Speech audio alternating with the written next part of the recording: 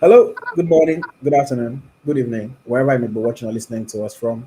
This is the Naija FC Podcast, where we bring you our raw, our honest, unfiltered opinions on all the hottest and latest topics in the world of Nigerian football. As always, I'm your host, AyoT, and I have with me once again my reliable co host. Smith Layi, thank you guys for joining again.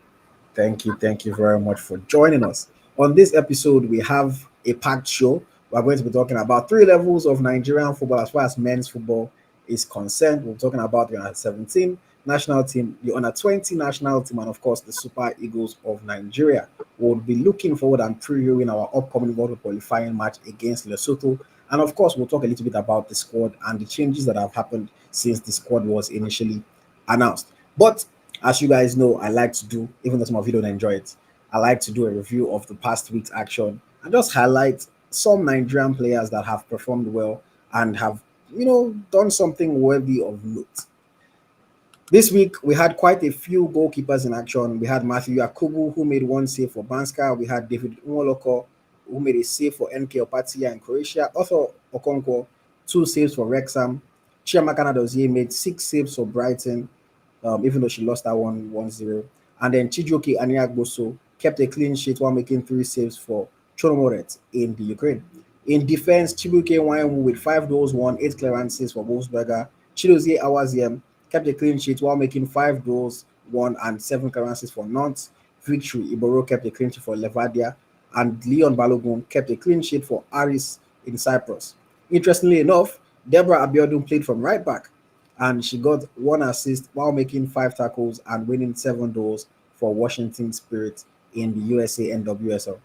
In the midfield, Nnamdi Ofobo, 2 tackles, 2 chances created, 10 goals, one for Barnett. In England, Tochiko Nadi with 2 tackles and 5 goals, one for Zolto Waregem in Belgium. Nelson Okeke with a chance created and 6 tackles with 11 goals, one for Bohemians Praha in the Czech Republic. Jennifer Echegini created 1 chance and won 5 goals for Paris Saint-Germain Femini. And then for the forwards, Favor Akem, 1 goal and 1 assist for Etihad Alexandria in Egypt. Moses Simon with an assist for Paris FC. Misama Babajide with her first Serie A feminine goal for AS Roma. Babachine Akintola with his first goal for Hull City. Quadri Adediran with 2 goals for Artist. Chidera Ejuke came off the bench to get an assist for Sevilla. Philip Otele scored 2 goals for Basel in Switzerland. Michael Olaha scored 1 goal for SLNA. Charles Ikechukwu with an assist for FC Minsk. Paul Onuachu, 1 goal and 1 assist for Trabzonspor. Edna Imade, 1 goal for Real Sociedad. Abdullahi Tanko, 1 goal and 3 chances created for Padubits, FK Padubits. Mustafa Issa with a goal for Christianson BK. Alimi Sikiro with 2 goals for JS Saura. Kelechi Hanacho, 1 goal for Celtic. Ako Adams off the bench to score a goal for Sevilla. Chinonso Ofo with 1 goal for Baltica. Rafi Udrosimi, 1 goal, 1 penalty missed, 1 chance created for Victoria Pizen. Emmanuel Ayosi with 3 tackles and 11 goals, won for MFK Carvina. Samuel Chukwueze, his first goal contribution and assist for Fulham off the bench in that game. Samuel Akere with 1 assist for Witzel Lodz in Witzel Lodz is in Poland, yes. Rashid Ajibade with 2 chances created, 3 dribbles completed for Paris Saint-Germain Femini. And then Peter Olayinka with a goal off the bench for Red Star Belgrade. That's how the Nigerian players performed. Smilai, was there anybody that impressed you this past weekend? No, I have to mention Aqua Adams. Despite that, he didn't start the game against Barcelona, but when he came on, he showed that he's got a lot of quality to actually want to do well at the high level. And I'm really impressed. It was pumped up for that game because if you look at the way he was celebrating that goal, the goals even on the bench, you know that this guy is ready for this game. And I was so impressed with Aqua Adams when he actually came on. So Aqua Adams, I think really actually what impressed me. No, and I mean on the eve of his first Super Eagles camp, you know, is the only striker that scored before resuming camp. Yeah. So he's going there full of confidence. I remember I greeted him. I said, your level don't change now. You're a Super Eagles player. He was just laughing, Mm-hmm. and I'm excited for him. He's a young player that has been on the brink, that has been on the cusp. They've put him in standby professional list all those things. And I mean, the coach is taking a chance. One thing that Eric Shell has kind of shown us in his tenure is that he's willing to take a chance on people if he believes in them, if he thinks that they can offer Yeah. Mm-hmm. something. We've seen it with Uche, we've seen it with Aroko Dare, we've seen Mm-hmm. it with Benjamin Frederick, and Mm-hmm. now we might be about to see it with Akko Adams. So I hope he can keep it up. I hope Sevilla can maybe play him from the start a bit more so that he can be more involved in the game, because it's not easy to come and be scoring as a sub every time, even though he has done it in back-to-back games now. But I hope that it really, really continues for him, and I'm looking forward to seeing him. If he gets to make his debut, I'm looking forward to seeing him, play for the Super Eagles. Maybe Yeah. against Lesotho, if we do our job right, he might be able to come on, in the later stages of the game. But we have to see how that one pans out. Well, yes, I definitely was happy for Akko Adams as well. I want to highlight Deborah Abiodun. Off of winning the Rookie of the Month in the NWSL, she was coming off the bench last month. They started her in this game because of some absences in the squad. They played her from a right back position, and Mm-hmm. she still showed quality. If nobody has, or if anybody hasn't seen the assist that she got, it was a beautiful assist. From the right side, she cut it back on her left foot Mm-hmm. and she played the delicious cross into the box. The striker headed it in. Beautiful goal for her. For beautiful goal for the team. Beautiful assist for Deborah Abiodun. Fantastic. Washington Spirit is a good team, and I'm happy that we have two Nigerian players that are there that are doing well. They always pull up to the games together. We see them playing together. It builds that camaraderie amongst them and with the rest of the team. That familiarity, knowing that you have somebody there helps you settle down better. And I'm really impressed with how she's doing. I think the time that she went playing in the second division has really helped her to settle into the American style of play. And now that she's back in the first division in a good team, a competing team, playing with all them Trinity Rodman, all them Bethune Kra, and all these kind of players, she doesn't look out of place. She doesn't look like a rookie, even though she technically is. She looks like a solid player. And I mean, we have to also pay that for the experience that she has playing in the WAFCON, playing at the World Cup. She has, for a young player like that, Abiodun has a lot of experience. And long may it continue. She looks like she's somebody that we'll be talking about as far as Super Falcons are concerned for a long time. For a long time. Yeah. Um, I think I would also just praise Chibuike Iwanwu, steady putting in good performances for Wolfsberger. Um, I recently had an interview conversation with him for the podcast. Another player with an interesting story, with a lot that he did. I would have dropped the episode this next week, but this next week is for Super Eagles. Mm-hmm. So after the week after that, I'll publish the interview that I had with him. But yeah, after qualifying for the World Cup, yeah. After we qualify for the World Cup, exactly. But very interesting story how he got it signed in the MPFL. Very unexpected story. Did you ask him when he was declared wanted? that's part of the story, because the way he just did his thing was very Mm-hmm. distinct. Then also how he signed abroad, you know, Mm-hmm. just the way it happened for him and how he has settled in and his dreams, his goals for the future. That's a player that, if he keeps going this way, I wouldn't be surprised to see him in the national team in the future, especially the fact that we don't have too many defenders slash midfielders. Um, and yeah, Was I think you ask him that he has also opened doors for other MPFL players because they keep on. I think they signed Harrison Zondo now. yeah, So that his club, yeah, yes, they've yes, signed it's other players. opening door. I think there's one of the young player too. There making it Chuku something. Emmanuel or Yeah. something. Yeah, I think So, so. so it's been like opening door a lot of doors. It's I think there are Blaze, four. Blaze Betrayal. Yeah. Yeah, that's it now. So it's just left for one black sheep to spoil the whole thing and the whole thing. So, but It's I'm Blaze happy for Betrayal. him. Yeah. Samuel Chukwueze, first assist off the bench, get an assist. It was a fine assist. Unfortunately, Fulham still lost that game. But what did you think about Chukwueze? Good, good. And I've never seen the pep talk like that before. The manager kept on talking to him like, as if say he was coaching him like, this is what he kept on. Marcos Silva now very energetic on the touchline. Kept on talking to him like he has to do this and do this and do this. If when he wanted to even jump, when he wanted to actually enter the pitch, he went to him again and said, "You have to," like. So the instruction was clear, IoT. So and right from the get go, actually what he actually what he did it, and I'm happy that he got that assist. Even Alex Iwobi went to him and said, "You," and she was did it. Until that rush of blood, when they were said the Ghanaian jollof rice, at the end of the day, by Antonio Semenyo. Semenyo. I'm watching Semenyo. I'm just thinking like, this is a Ghanaian player.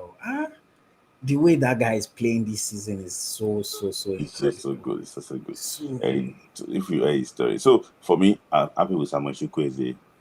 You can see that another is passing his audition now as number 10. So Eric Che was right. So Eric Che was right. So I have to give him his flowers again. But for me, I'm happy for Chukwueze. Yeah, very fair. Just speaking about Ghana very quickly, man. Ghana, they are so lucky right now. They have Kudus, they have Semenyo. Like their quality. And it's funny because the boy is Leicester Fatal. Guy is a very, very good dribbler, man. Very, very good. And it's funny because when I look at it, Nigeria, we have Osimhen, we have Lookman. But our own combination, it's not looking like the way their own combination is looking. It's not looking. Even though our own form. Yes, our own, they are the bigger names, but for them, like if they still have Kamaldeen, Sulmana, right? As a bench player up front, because Kudus and Semenyo is their first choice. No. So I think it's a good time for my Charlie brothers. They're having like a more complete team now, and want them to go to the World Cup, not to go and crash at the group stage. Hopefully, I mean, at least they are going. We never know if they go. At least Ghana, they are down. They are good. Yeah, they are good, and they will watch at least before they make jest of us if we didn't qualify. They will watch us during Christmas, during AFCON. So we'll go rob them very well during AFCON. So shout out to my Charlie people. I like you guys. Shout out to Charlie's, man. Philip Otele, Smith Layi, got another 2 goals this past week. The boy has been doing well. It is. We've been talking about him for maybe 1 year on the podcast now. From Europe to Ghana, makes more money, back to Europe, and he came to Basel and he settled into Basel so well. And then he's been impressive for them. Scored in the Europa League. Scored again now another 2 goals in the league. Do you think that he can find a way into the Super Eagles squad for the AFCON? It's tough. You have got invited during the Unity Cup for the coach to overlook him then, and went for Sikiru Alimi. That means that the coach is not his big fan, And sometimes I have to be realistic too. Talent from the Swiss league, I also have my doubts. Compared to the Algerian league.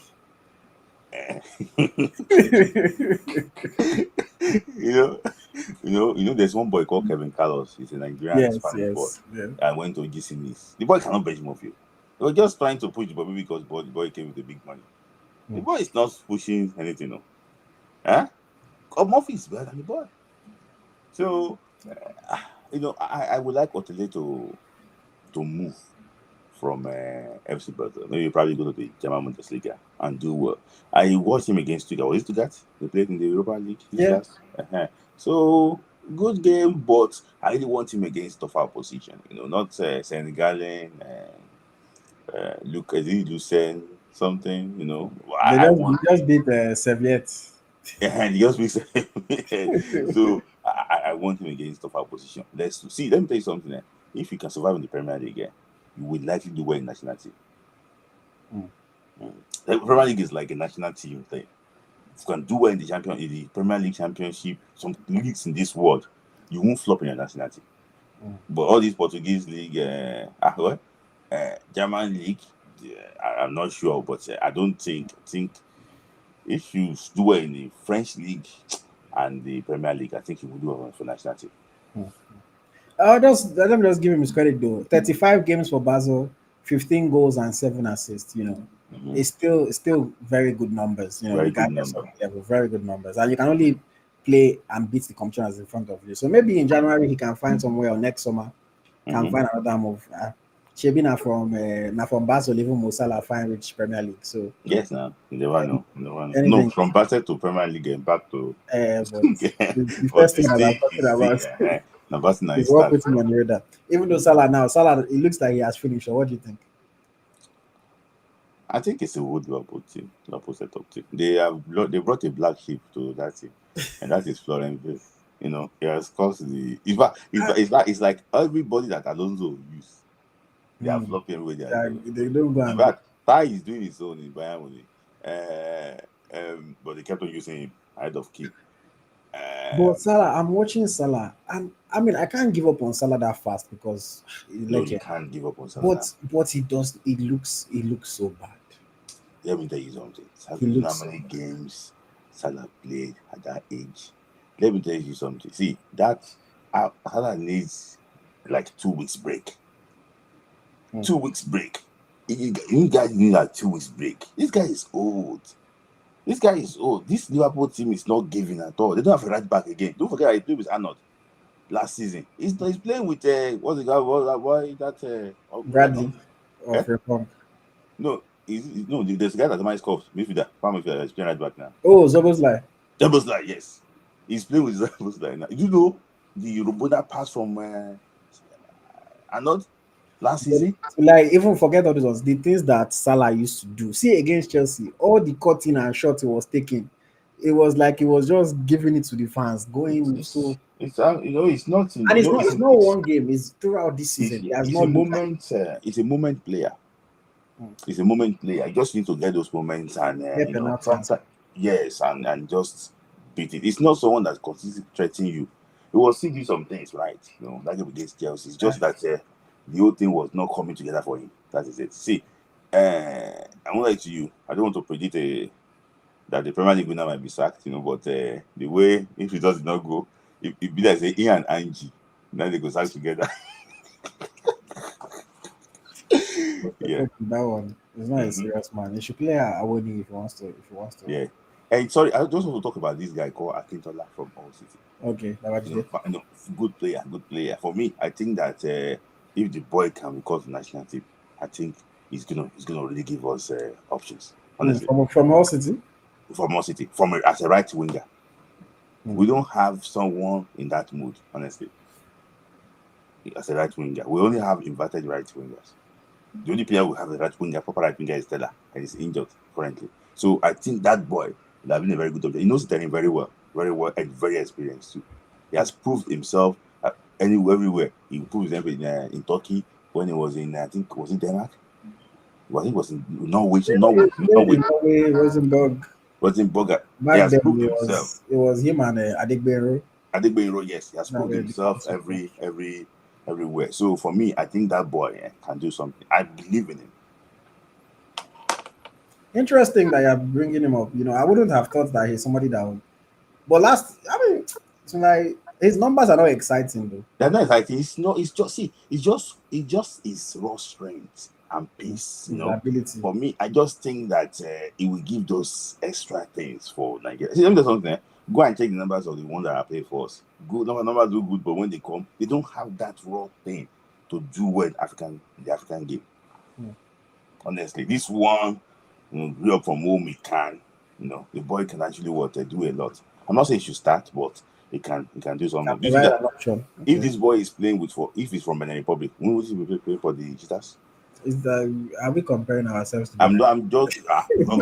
I did not talk of the table. This. What are we now comparing ourselves with? Mhm. Yes. But yes, I mean, good shout, good shout. Good shout. Yeah. Okay, I like the guy. yeah, that's that on the weekend's action. Let me know you guys in the comments who impressed you this weekend. Who did you like the performance? Maybe you're somebody that also let you down a little bit. Let's see what you guys. Somebody let me down. No. Who let you down? If he's over face. Because they missed a good chance. No, no. I was just like the decline is not. I don't know. Maybe it's his fitness level. I don't see. If you check my chat, I was about to type it that I won't talk about him slightly.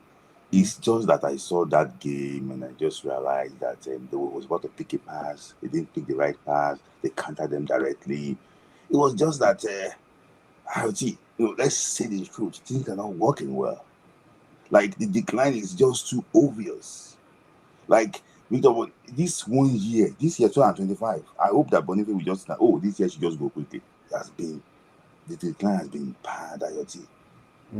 Well, are we not supposed to give him time to settle into Werder Bremen? And I know AyoT, this is not just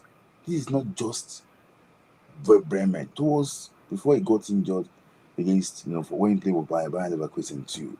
I told you about his precision game, I told you about that, and he wasn't fit enough. I told you about that, the 4-0, they want to beat them 4-0 like that in prison. One of the goals, the way they took the ball off him in the midfield, they couldn't recover again, I like the guy. Just that I think maybe probably needs a break. And just relax slightly. Break now. No, I'm talking about it's not just to say he wants to do football, just to relax slightly. Maybe probably I don't know. Maybe it's the fitness level. I don't know, but I just think that the injury they're talking about is more serious than the way they were just telling us. Honestly, maybe probably the guy would have been treated properly, more than for them to be bringing him back quickly. For me, I think he wasn't fit when they brought him back when he played for Bayern Leverkusen. And that's why he quickly went back. That's my opinion. It's not a fact, though. You do not come and quote me here. I just think that he wasn't fit there. So for me, I think the guy needs like a proper rest to come back and recharge himself. Okay. I mean, Osimhen, I think Osimhen could have done better this weekend. Who else this weekend? Obviously, Fulham struggled, so Bassi wasn't at his best. It's interesting because even just looking at the Super Eagles players that are going to be playing for us, Felix Agu got hurt, Bruno didn't play, Osayi Samuel got hurt, Shemi Ajayi came off the bench for a few minutes. Ekong, I don't think he had a game this past weekend, or did he? Benjamin Frederick had a poor game. He was subbed off at halftime. But I think what was on caution now? It was on a caution. Yes. So is that not why? Is it not part of the game? No, to risk red card. So is it not part of having the poor game? We will come back with the comment section now. It's part of having a poor game now. You're having a bad game, you get a yellow card. Coach say, why did you remove Murphy? Because he was having a bad game. From Murphy? Yes. What was that because of that red card? What do you say? Red card for Murphy. Well, I'm talking about why they remove Murphy. But Murphy wasn't having a good game before but they got him off at 38 minutes. Yeah, I understand. It would probably have lasted longer than that. I hear you. Yes. But he was also not having a good game before he went off. Because if you're not having a good game, even at 38 minutes, you should have lasted the halftime. No, I agree. Okay, yes, you're right. The primary reason why he would have been subbed off is they got a player sent off, so they had to sub somebody off. They took off their striker. I agree, but he was struggling. If in another world, if he was playing very well, maybe they would have kept him on and subbed somebody else off. Maybe because a lot of the time when a team gets a red card and they are subbing somebody off, they usually don't sub off their striker. They usually keep their striker on and they will sub off maybe a winger or something. But if they have Diop, that boy Diop, the boy can do it's not because that boy is doing better. No. It's because the boy is doing better now. It's because the boy was doing better. They trust the boy more to provide that moment, which he did. He scored 2 goals in the match. So they trust the other boy more that he can provide the moment more. I'm not trying to knock Terry Murphy. I like Terry Murphy. I've always bigged him up. But the reality of it was that before they got the red card, Murphy wasn't having a good game, and then he was the one that they sacrificed at the end of the day. That's the fact. I'm not going to come out and say, "Oh, he was terrible in the game." He could easily have turned it around if it was 11v11. Easily, he could have turned it around. But as of that moment, it wasn't playing well. Same thing with Frederick. As of the moment that they subbed Frederick off, he wasn't doing well. And I think if he was doing well, like players get yellow card all the time, they don't sub them off. So if it was. But I want to ask you a question about this boy. Okay. The way his club career is going and the way we put him in national team, it's a different thing entirely. Yeah, very different. I spoke to some people in that worked with him slightly too, when he was in Brentford, has watched him, don't need to work with him, watched him play academy football. Said, nah, it's just like player. I said, no. So what are we saying? Is it that what we see is different from what others are saying?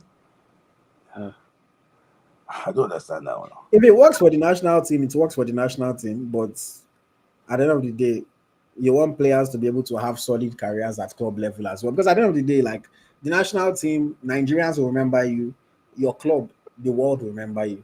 So it's a tricky thing because as Nigerian fans, we selfishly always say, well, we don't care what you do for your club, we care what you do for your national team. But for the players' overall career, club matters, or club matters a lot more. There are people that are crucial for their national teams, but the world doesn't care about them because they are not playing at any real level for their clubs. So it's a very interesting one. But yes, let me see. I have some comments here that I want to just highlight very quickly. Thank you for the super chat, Best FC Mobile. Much appreciated. Excuse me. Also have a comment here from Viral Moments. Viral Moments is asking, did Tolu play? He played chicken change minutes.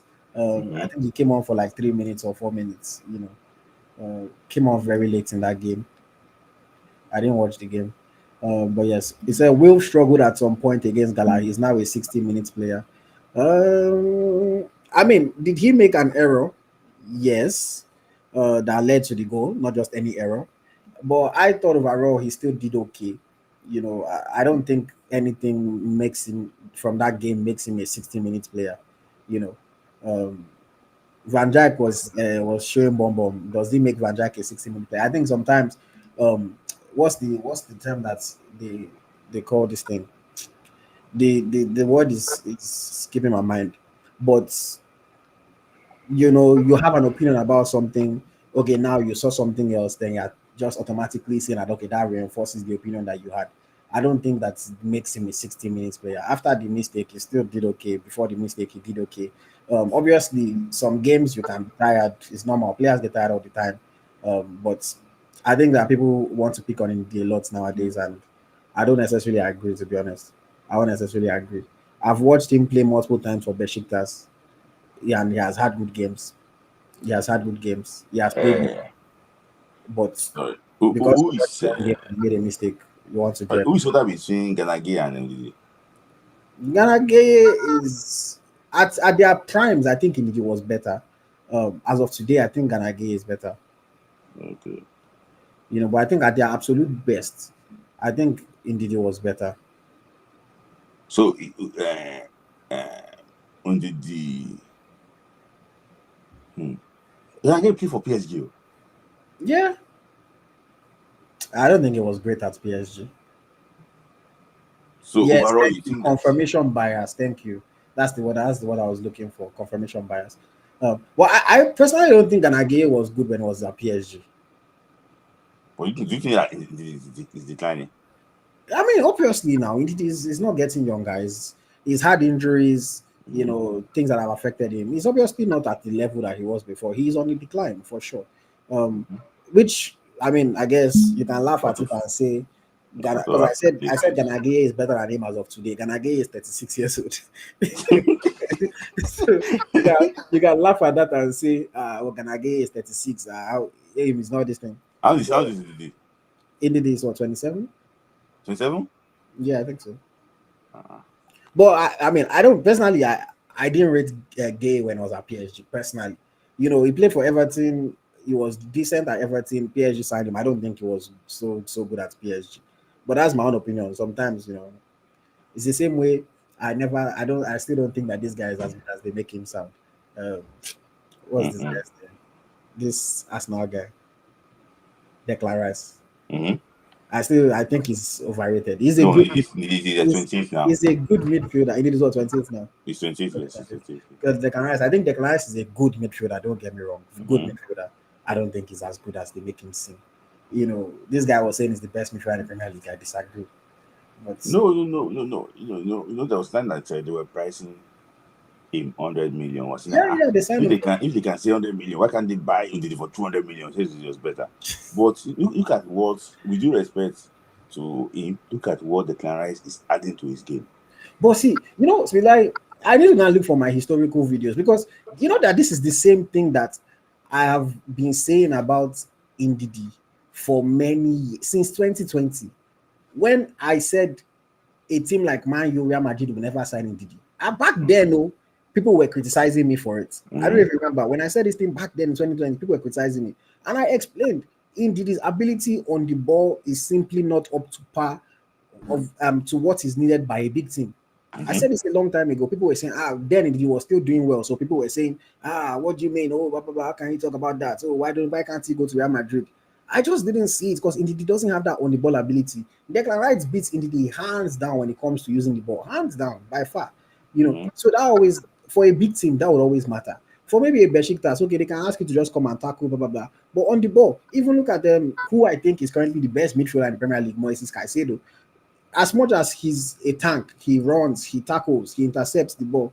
You still have to be able to do something where you're taking the ball forward. You just have to be able to score some goals, to be able to pass the ball, things like that. It's just how all the DMs of the big clubs, a Rodri, or a Rice at Arsenal, or whichever, is it even Endo or Frankie de Jong, or De Jong, any modern day center midfielder, even if you're there as a tackler, when you have the ball, you still have to be able to do something with it, and that's where Ndidi has lacked, and injuries haven't helped him. It is what it is. That one too also limited is limiting Frank Onyeka. Yes, it is. It is. To the point where even Brentford did not find him useful again. The main reason why Brentford kept him is because this guy left. Norgard. That's the main reason why they kept him now. Onyeka cannot use the ball, and a team like Brentford wants a player that can use the ball. Because that's just the way that modern day football is going to. You are really useful if you are playing for a team that packs the bus, that sits back, all kind of things. Oh, that kind of player, you are fine. Just get the ball, kick it forward. You don't have to be pinpoint. You don't have to do all those kind of things. But it limits a lot of our players. It does limit a lot of our players. And obviously at that highest level, your use of the ball, how fast you think, how accurate you can play the pass, all those kind of things, they matter. Press resistance. You look at players like Caicedo, like even Rice. You look at players like McAllister. It doesn't matter what kind of pressure that they are under. Give them the ball, they can make something happen. Even you're very good, Mikel Obi. Even Mikel Obi. So our players, our midfielders need to learn that they need to be able to use the ball. If it's something that they have to work extra on, they have to practice more and more. Maybe they need a coach that can really push them to do more. But otherwise, at their clubs, they wouldn't rise to the absolute top. Our forwards will, but our midfielders, if they don't add that to their game, they wouldn't. And it's not a curse. It's not beside a swear for them. But I believe that the younger ones that are coming up, it's easier for them to learn it from their youth. Because even like that's a player like Ebenezer Akinson, but that's one of the things that actually I like that I see with him now. That okay, despite the fact that he's not the most creative midfielder, he's not the most attacking, he's not going to get you 10 goals a season or anything like that. But he still shows a lot of quality on the ball. He's composed, he can play under pressure. His technique can be better a little bit, but he's not bad. And the more he grows, the better he can get at that you'll find him as a really useful midfielder in certain teams. Because right now, like realistically, he cannot make Inter's first team as of today. But if he keeps improving, who knows? Maybe he might be able to break into that team in the future. Who knows? Okay, I have a comment here. Via moment is Caicedo's ability with the ball is superb, to be honest. Declan Rice too, indeed, he doesn't have that. Even technical ability is zero. Who remembers that Zimbabwe? So Declan Rice is easily finishing that. I mean, yeah. Point. Anybody can miss a chance, but that one was terrible, man. That one was terrible. Sorry, Sport Grinder gave Sparta, but there's a comment there. Maybe it's attached with this. You get the comment. Benjamin. The comments I left before. Okay, it says Benjamin is very average. I thought he would be a mainstay at Denda, but if we are being honest, he's been below average, and I know Denda are scratching their heads at his below par performance.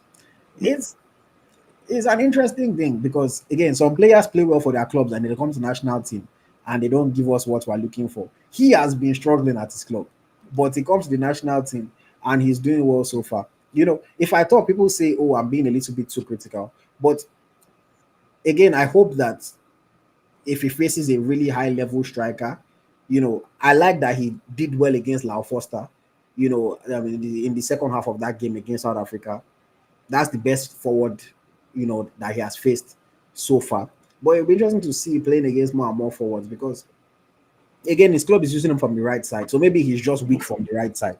And maybe we shouldn't judge him too much based on how they are using him. But you'd also wonder that if he was that good, then why wouldn't they play him in his natural position? But again, maybe their coach is like an Enzo Maresca that will play with James in midfield today, play him in centre back tomorrow. Everybody knows that Rich James is best when you put him out wide. So Yeah. maybe their coach is just a crazy guy like that likes mixing things up, But like when I see his games, I've watched about 3 of his club matches this season. Even when I don't watch, when I just go and like look at the performance, the statistical breakdown or his match rating, I just wonder like, is this the same guy that is Body for Nigeria. the wave of Nigerian football? So I really hope that things go well because he's in a lucky period that there's actually is a busy time for Nigerian for international football. Okay, game in the summer, game in September, game in October. There's AFCON in December. Because if not, if you struggle for months, let's say like if not that Africa is taking AFCON in December, normally between this October now, the next international break will be March. Normally.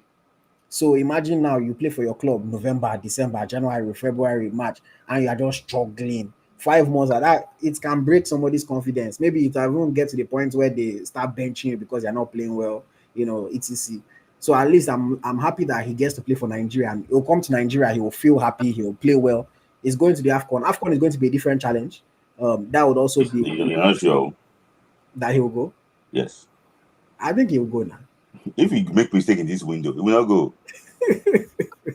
I'm just saying, if you go and see all those films they are talking about, if you go and make any swimming mistake in this window, see, it will not go. Nigeria don't forgive him. If he's not informed, it's better not to come. Nigeria don't forgive him.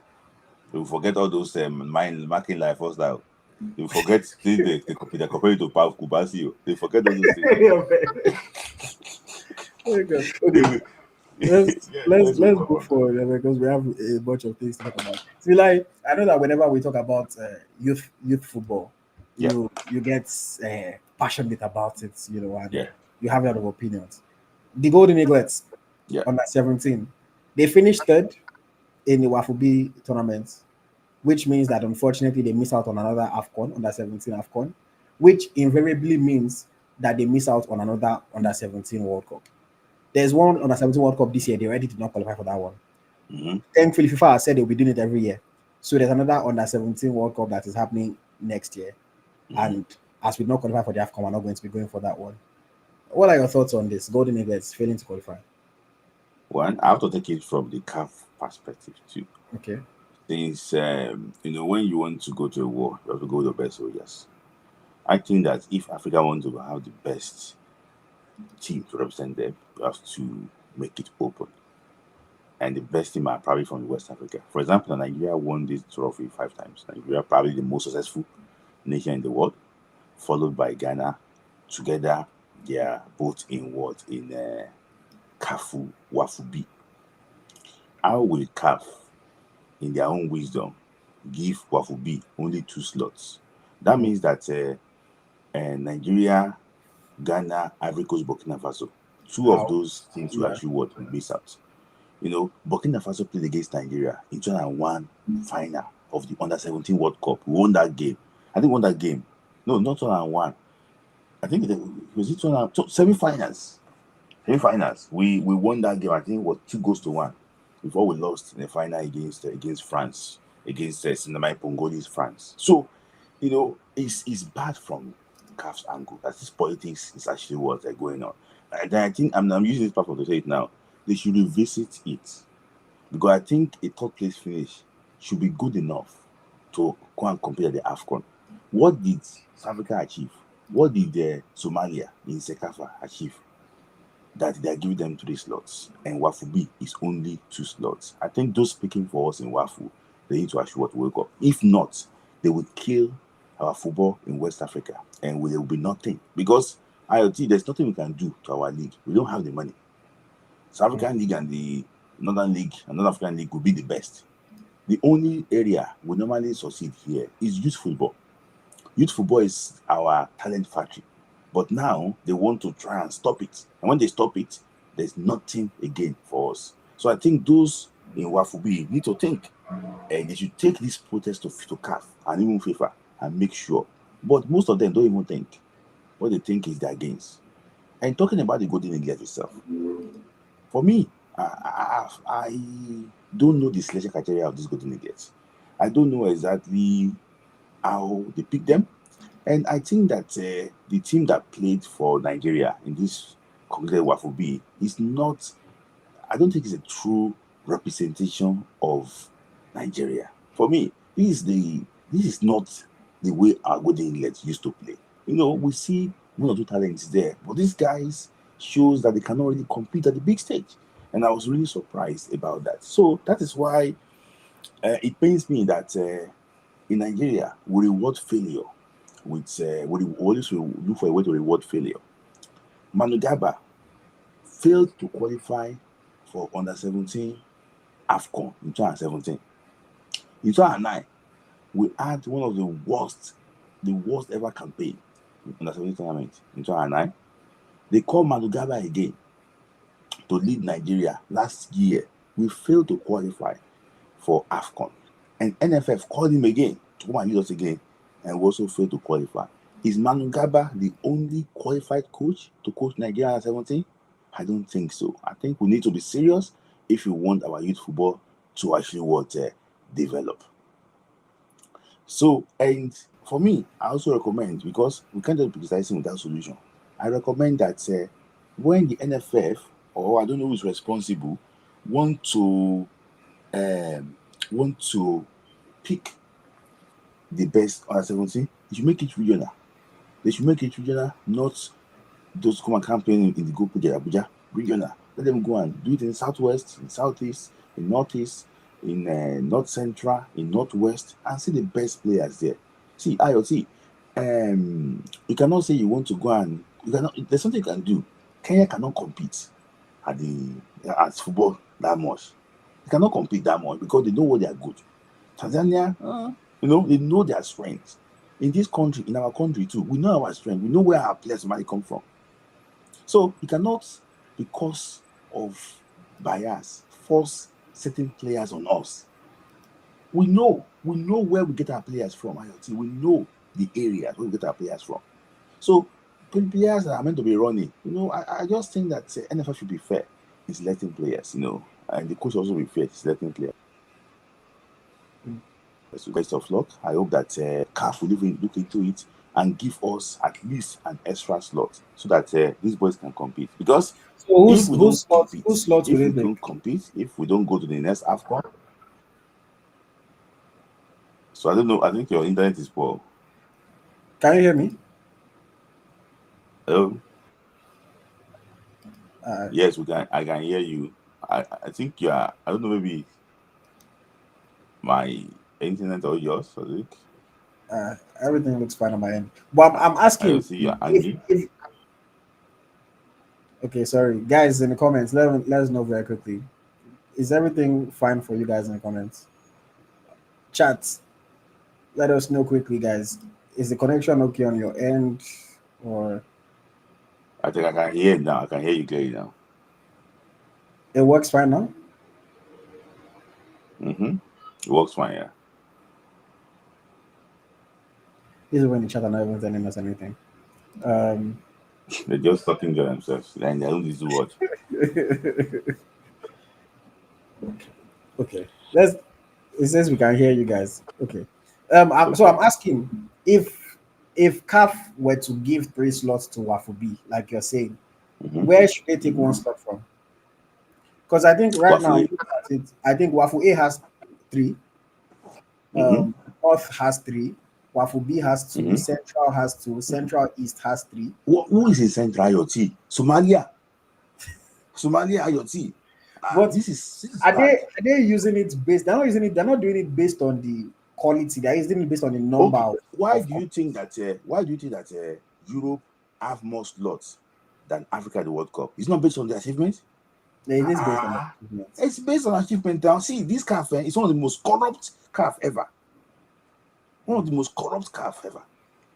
It's based on achievement. Now, I mean, it is it not, makes things very difficult. How many European countries are there? Period. Does anybody know? How many European countries are there? I don't. Is it up to 54? How many UEFA nations? Let me see.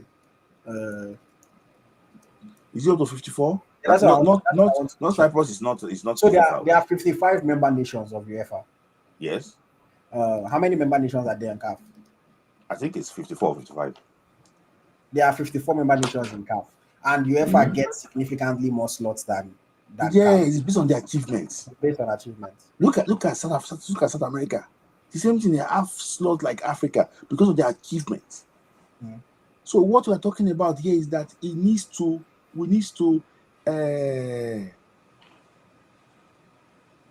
So it's bad. It's bad because it's 16 teams. It's 16 teams. 5 for West Africa, for the whole of West Africa. 5. It's bad. Look at it. We have Mali. We have these big nations. Now if you want Somalia to be going at the donating point, you want because you want to promote football. This thing. No, because you want their votes when they want to campaign. Okay, but if we look, but see, that's the politics behind the game, and just like what somebody here is saying, what if they're looking at it that okay, WAFU as a whole, forget WAFU A, WAFU B, WAFU has 5 slots already, so they don't want to take from another. If they say WAFU have 5 slots, what can you do this way? The third place finish in WAFU A should go and play the third place finish in WAFU B for a playoff. For a playoff. That is it. For a playoff. WAFU A invited this, WAFU B invited WAFU A last year. They chant WAFU B invitation. See, these people they're even playing politics because they are more of like French people there. They even play politics in between WAFU. So what we are saying basically is that do the right thing. But the issue is this, it's not, they're not bringing Burna Boy because people it's what it is entertainment. They don't know these things. They don't know these things. And they see these things as okay, what's my business? It's not again I want to go and sell players. They don't care. But should we not on our own be good enough to qualify for WAFU B? See, playing against Ghana and playing against Ivory Coast, you cannot predict. Since you can go anyway. Against Ghana, we played for Ghana when we were. See, we had 2 under-17s. 1991, because we were banned in 1991. So the set of 91, they mixed them with the set of 93. We played against Ghana in 93, Japan 93. We narrowly beat them 2-1. It was tough. Anytime we play Ghana, it can go in that way. It doesn't mean that one team is bad than the other one. It can go in that way. So Ivory Coast is hosting. That's it. Ivory Coast is hosting. So it's bad. Even I see if Nigeria qualify, Ghana also decides to go. It deserves to go. Before it wasn't like this before. It wasn't like this before. See, now we see that they're going to do nonsense there. Okay. All what they're doing is to stop West Africa. It's sad. Sports Ghana made a comment, which I think is true. It says, my happiness is that with this under-17 is that FIFA has now forced Nigeria to always have a yearly under-17 team. So we may get something on a yearly basis. How do you feel about that? Now that we, because we always talk about how our youth teams, they are not active, they are not keeping them together, they're not progressing. But now because there's going to be a yearly tournament to try to qualify for the yearly World Cup, how do you feel about that? That we're going to stay active. Those that played last year, where are they now? Those that played last year, where are they now? See, under 17 is like. But now you talk saying that they repeat class now. No, I'm not saying that. Say for example in Ghana now, they have under 17, they have under 18. Yes. They have under 20. Where are they now? Who are these guys that they brought? They are imposters. Yes, I don't think these people are Nigerians. because the Nigerian Where teams don't where play where this would they way. now be from? Maybe they are from Togo or anything. I don't. They don't. This is not. They are not Nigerians. See, IoT. This on 70 every year is like a cash cow for agents. Mm. It's like a pure marketplace. The money they will be making on the year. You see, you are seeing as development. Everyone is seeing as what? As well, avenue to make money. So what are you now thinking about? So it's a lose-lose for us. It's a lose-lose for us because this team now, they are going home. They are going home. Nobody see the next something you will see. There are different set of players to sell the game. So NFF, they are not Nigerians. This seems similar to the Nigerian Republic team, honestly. I'm not going to say what. So IoT, it's not development though. These guys are just they go sell them and that is all. It's not development though. Okay. It's happening to make Let's see money. how it goes. Let's see how it goes. From Golden Eaglets to Flying Eagles. Our Flying Eagles flew not too high, but they flew high enough to draw that game against Colombia and qualify for the round of 16 of the 2025 FIFA Under-20 World Cup. I was watching that game, man. I try not to criticize young players too much because they're children, They're children. They're not professional. They're not professionals yet. I try to give them that benefit of the doubt. If you are playing first team, like now, I'll criticize Daga. I'll criticize maybe Parabo. I'll criticize who else? Sani Suleiman, for example, because these guys, you play first team week in, week out. In Europe. I'm not saying you play Sporting Lagos. You play in Europe first team week in, week out. So you should be at a certain level above your peers. You should be above the rest of the Ayumas or those ones that maybe they are still trying to break into first team, etc. They drew the game, but honestly, it was a very, very tough one for us. They had few chances. There was the header that hit the post.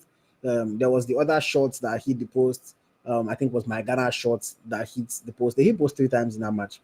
But there were also many moments that just, I don't understand why the team is playing like this. Ayuma had a decent game, but I'm still convinced that he can do better in midfield overall.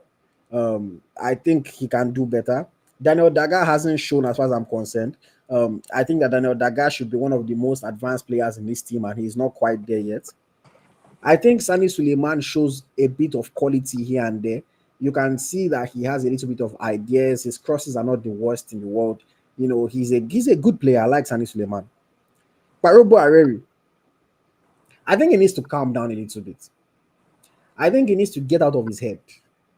I think he needs to stop thinking too much about his numbers, about his misses, about his himself, and just play more for the team. There was one shot that he took the other day. It reminded me of a shot that Victor Boniface took for Super Eagles. That you are saying, guy, what what are you doing? It's like if it goes in, obviously everybody will celebrate you, but that shot is going to go in maybe 1 out of every 30 times you try it. And that shot kind of to me was like a frustration shot. It's like, okay, things have not been going my way. Let me just shoot and let me just try something. And he has had enough chances to at least have scored one goal. He has. But again, in that game against Colombia, I like his movement. I like his natural instincts. But it's like he's not calming down enough to just play his natural game and let the goals come and not have to worry too much about it. Feels like he's overthinking it and he's feeling the pressure. I don't know, maybe the coach is putting pressure on him, but it looks like he's feeling the pressure of I'm missing chances. I'm not scoring. I haven't scored yet. And now every time that the ball comes towards him, he's trying to do the most. He's trying to do too much. He's trying to do extra. Whereas it's like, bro, like just play your game. Just get into the box, get into the right position. The ball will fall for you. It does for all the biggest strikers, best strikers in the world. They don't stress themselves. The only striker that stresses himself is Harry Kane. The rest of the strikers, they don't stress themselves. The goals come because they know where to be. They know where the ball will fall. They know how to get on the blind side of their defenders. And I think that if he just focuses on what he's good at, his movement of the ball, getting into the right position. Yes, I know he missed one empty net, but the goals will come. I like him. I can't rule this guy out. I like him. He has a lot of good things as a striker. His finishing just needs to be better, but I think it's a result of the pressure. Ultimately, Daniel Bamei, cool guy. Daniel Bamei takes a good penalty. I'll give him credit for that. And he was able to get the equalizer late in the game. And we drew and we qualified. But like your thoughts on that game, man, against Colombia? I just want to go and talk about Paraguay. See, in that team, he's probably the most intelligent striker, even player in that team. If you look at his runs, he shows you that he's well coached. And it reminds me of Nicholas Jackson. Uh, he makes those runs too, but the finish are not actually what's really there. See, the guy will come good, but I just think that, like you said earlier, too, he should calm down. Look at when they brought in Shasagada, to replace him. There was no movement from Shasagada. There was no opportunity again. The new Amokachi.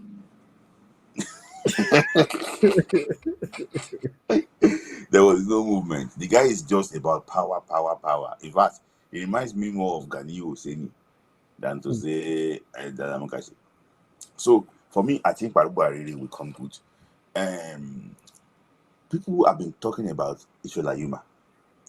See, what separates good midfielder is your self-awareness in situational midfield.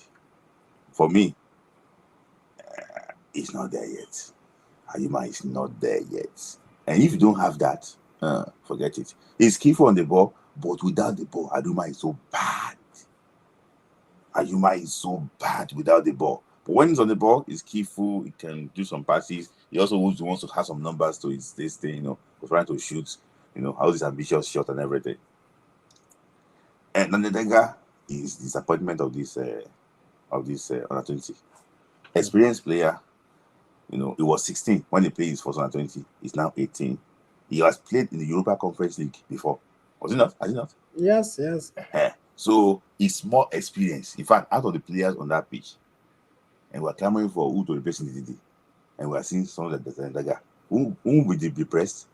Because, it's not showing. This is under 17, under 20. You are playing against teams, players you should be dominating, but they're the one dominating you. You are giving wrong passes. You are doing everything. So, I like Sani Suleiman. He's direct. It reminds me of Ahmed Musa, at his early years. Very direct. He can run. But for me, I think if they take the pace away, everything don't finish. Everything don't finish. My Ghana is good, but he's too raw. If he wants to improve, he needs to leave the country now. He said he's playing for Wireless FC. I don't know who his coach is, but he needs to leave Nigeria now. In the defense, Bamagi is a leader. But oh my days, Bamagi is not a proper defender. I know that when they were abusing me, he went to go and repost it on his story. Oh, really? Yes. Who was abusing you? Your friend now. See, Who's my friend? You don't know your friend that you know and so you see some I know that it's a joke, but maybe probably they tagged him and he just trying to repost it and things like that. See that because I called him out in the first game that look at what he's playing now. Somebody played the second under 20 World Cup and things like that. So he said that for me, AyoT, look at whoever made the head ball. Back to the opponent. Back to your you don't see, like, how's like, what is happening? What is happening? But one thing, and the way it was even, I don't know, maybe it's the way it was splitting, maybe it's part of to calm himself down, but I just realized that it was even tense. But the issue is that he was able to score that penalty, and that's like the hallmark of a good player, for him to be able to do that one at that moment in time. And people have been clamoring that Aruna Ali came in. See, no matter how bad Aruna Ali is, it was better than Akinyele. Yes, it was better. I don't know why people are clamoring for them to bring Akinyele back. Aruna Ali was better than anybody. No, that was better in that defense. I won't say anybody was better in that defense than Akinyele. I think he brought in stability. When the ball, though the passes were not really good, and but at least he brought in what stability. But Odunaka Koro, the boy in the right back, Amos, is it Amos? Amos needs to be very strong. Ochiche needs to be very strong in tackle. And Ebenezer Akot by this. Our 16-year-old. I agree with you about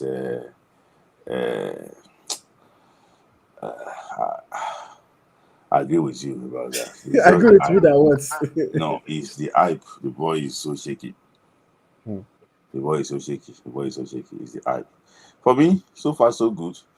I think Zubairu just went with anybody who could go. I don't think this is proper under 20 that represents Nigeria. I think that this tournament, if we want to win it, we know the players to take. Honestly, but unfortunately, we come up with all these agency, all these consultancy players. That's what we are going to do. Yes, they are consultancy players. That's the one that we are going to the World Cup with. It's a shame that I won't be surprised if they beat Argentina on Wednesday. I won't be surprised. But for me, it's just the transition part. I don't think I don't see a lot of them in Eagles, very soon. I wonder something about our defense. Because I've not been impressed with our defense in any game this tournament. Is the coach not organizing them? Because, terrible line, playing people onside when you don't need to. Akinyelo's zone was so bad that it will be like 3-4 steps behind the rest of the defense. Even Bamei did the same thing. Yes. I know there was even one ball that came as well, and Bamei just let the ball bounce in front of him, and then he was having to chase back. We're getting beat with long ball over the top. Our defenders don't seem to know what's going on. Is it that the coach is not organizing them properly, or are we just going to say that the players are not good enough? That is coaching. That is coaching. This is the first one I'm going to realize. See, that's our thing. They can keep players offside more than this team. This is the one that was past Akile. Akile will be back in front of goalkeeper. What's this boy doing? In fact, I don't like to. I don't want to talk about that boy should go and learn work, or should go and do one apprenticeship. No. We have to be sincere with this thing. Akile doesn't look like a footballer at all. See, he did so well in National Sports Festival, but my brother, Akile doesn't look like a proper footballer at all. For Haruna Aliyu, the 5th choice, to come and take you out of the team that way. Come on. I told my friend here, Amo, see this boy Akinyele, he's not a good player. I saw him play at the Wafubi. He's not a good player. He should go and do something else. So who has impressed you the most? For me, a lot of people don't know, but I will say this boy, Odunaka Koro. He gives me the vibes of Ifeanyi Udeze. I'm not talking about Taita, I'm talking about Babayaro. If he can get a club, the boy is better than Baraka. If he can get a club, I think the boy will play for Nigeria in the nearest future. It's a very good player. I hope that there's age on his side. Okay. Next up, Argentina. Oh no, sorry. Before we talk about Argentina, one thing that I saw from this team, set pieces. They are trying to be inventive with set pieces. And I like that. I mean, the goal that Ochiche scored in the previous match was from a set piece where they did something that wasn't particularly expected. We've seen them try it out several times. I like it. Maybe they need to spend less time working on set pieces and more time working on defending. But their set piece, I just like the fact that they can think and do something. Super Eagles, most of the time when Super Eagles play set piece, it can't be like, say, they just the cross. If you head ball, you head ball. There doesn't really seem to be any tactic behind it. But with these guys, you can tell that after training or during training, they take a few minutes to say, okay, let's practice what we can do if we get a free kick from wide areas, things like that. For me, it's part of what makes football a little bit more interesting. Just when you have all those creative set pieces. So that is one praise that I have for this team. I've liked seeing that from them so far. But moving on, in the round of 16, we have Argentina, our favorite opponent in football. Whether any level of football, they always jam Argentina. Argentina, smooth sailing, 3 games, 3 wins. They beat Cuba, beat Australia, beat Italy, finished top of their group with 9 points, Group D. We beat Argentina. We knocked them out in the last one. I remember that game so well. It was a very, very tense match. It was against the host nation. Everybody thought that we couldn't do it. But then Ibrahim Beji, Mohamed, and Rewan Saki scored those goals. A fantastic game. Playing against Argentina again, same round of 16. It's like, how are you feeling about this one? Can we surprise them again?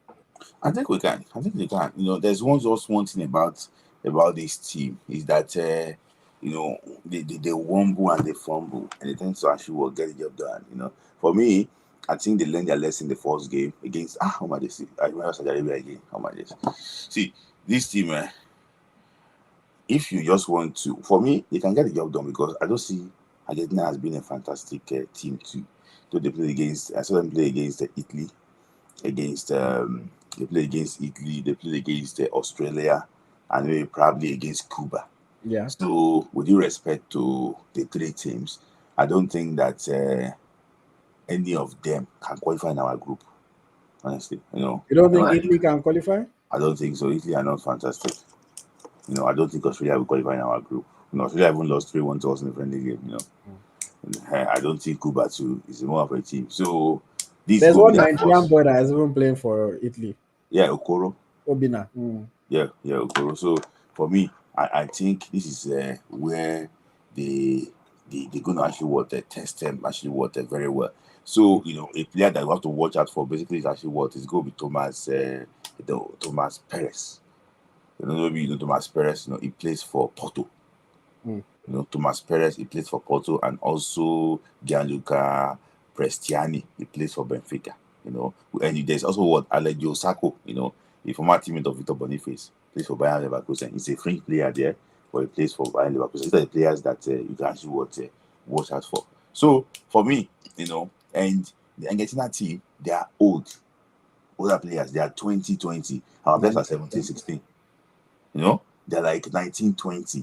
Our players are just 17. So in the inexperience, you can also go against Nigeria. But it's going to be a very good game to watch. But guys, please, if you want to watch the game, just watch it as if you are watching a game without any emotion, because this game can turn to the 4-0 Chile defeat in 2007. They just beat them 4-0 and come out them quickly. This one is better because this one is not too late. The game is at 8:30 on the 8th of October. So people will still be awake. You wouldn't have to stay up late to watch the match. But it will be an interesting one. I like playing Argentina. This team, as much as they struggled to get out of their group, they did. Thankfully, we have the third place spot. And I just need to see what they can offer me, man. I wouldn't be surprised if they lose, but I also wouldn't be surprised if they win. I just think that we always have that ability to just by hook or by crook. Look at even the two games that we got points from. Saudi Arabia and God just save us here. One guy just make one silly mistake, then give us penalty. This game again, same thing. Just somebody just made one mistake, give us a penalty. So one way or the other, they can just wumble and fumble and find a way to, to beat Argentina. Maybe a set piece or something. But I think if we don't play a more organized game defensively, we might leave ourselves open to getting beat by Argentina. If we need to be more organized defensively.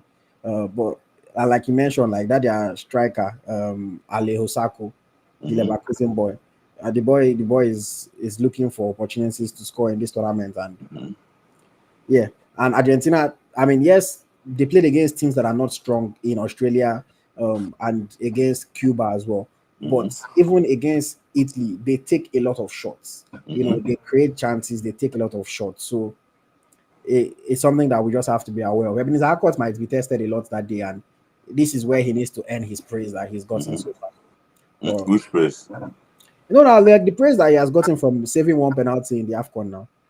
So this is where he needs to earn that. You know how to slag people. Isn't that why people are praising him? Because he saved one penalty and he's 16 years old.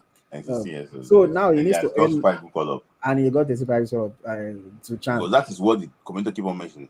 Yeah, so now he needs to earn his praise. He needs to earn his praise because he got the praise before it was due. It's now for him to earn it because this tournament he hasn't covered himself in glory. So, but he's a 16-year-old. I don't like to criticize children. He's still learning. He's still learning. He's not playing first team yet. You know, let him come up. Let him come up. But yes, a few comments here. Ryan Moment says, "Who is the boy that Chelsea is allegedly going for?" It's a Kamal Dean. I don't know if you have been saying. In fact, guys, I want to say this thing too. Even the way they are paying people to talk about this boy, they even went on Instagram, on Instablog to go and put the boy there. See, Really? Yes, now go on Which boy is that? Instablog. See, Chelsea is after one boy, Kamal Dean something. Go on Instablog. Now he's there. He's on song. Is he on this under 20 squad? Yes, number 8. The boy only played one game. Sheni Okocha. Go and check the boy on Instablog. The boy is on. Okay, maybe they will not. I have not spoken to Tunde not to put it there too. That yes, it's okay for him. So they are on the song. In fact, it was one Simon guy that put him on the song, UK song. UK song. Yes, now they do that too. Oh, Kamaldeen Mustafa. Yes, they do that too. They have posted. They posted him to Punch, to Vanguard, all the Nigerian paper that they are looking for him. They are looking for him. We know where the boy came from. The boy is from Ali Zubairu. So if he's that good, why is he not using him? Why is he not using the new Okocha? Interesting. So, okay, I'm saying it now. 6 hours ago, Chelsea scouts target 16-year-old. They will post it again 2 hours ago. I see you. Massive. You know what? I'm not even mad at it. I'm not mad at it. If his people have money to spend on PR, they should. I'm not mad at it. Will they pay you for that? Will you post him? The only thing that I always say is that the PR is, again, this is another issue with people that are not good at PR. You have to target the right audience, when you are doing things like this. Because the people on Instablog don't give a damn about him. All that they are doing is, oh, he's not 16. He's not 16. Oh, he's lying.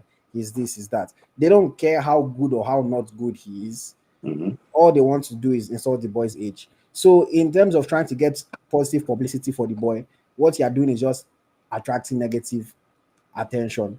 So you need to be a bit more targeted. Somebody like this now, if I was doing something for this boy, the goal is not just to talk about how Chelsea scouts are targeting him. Find clips of him. Find videos of him.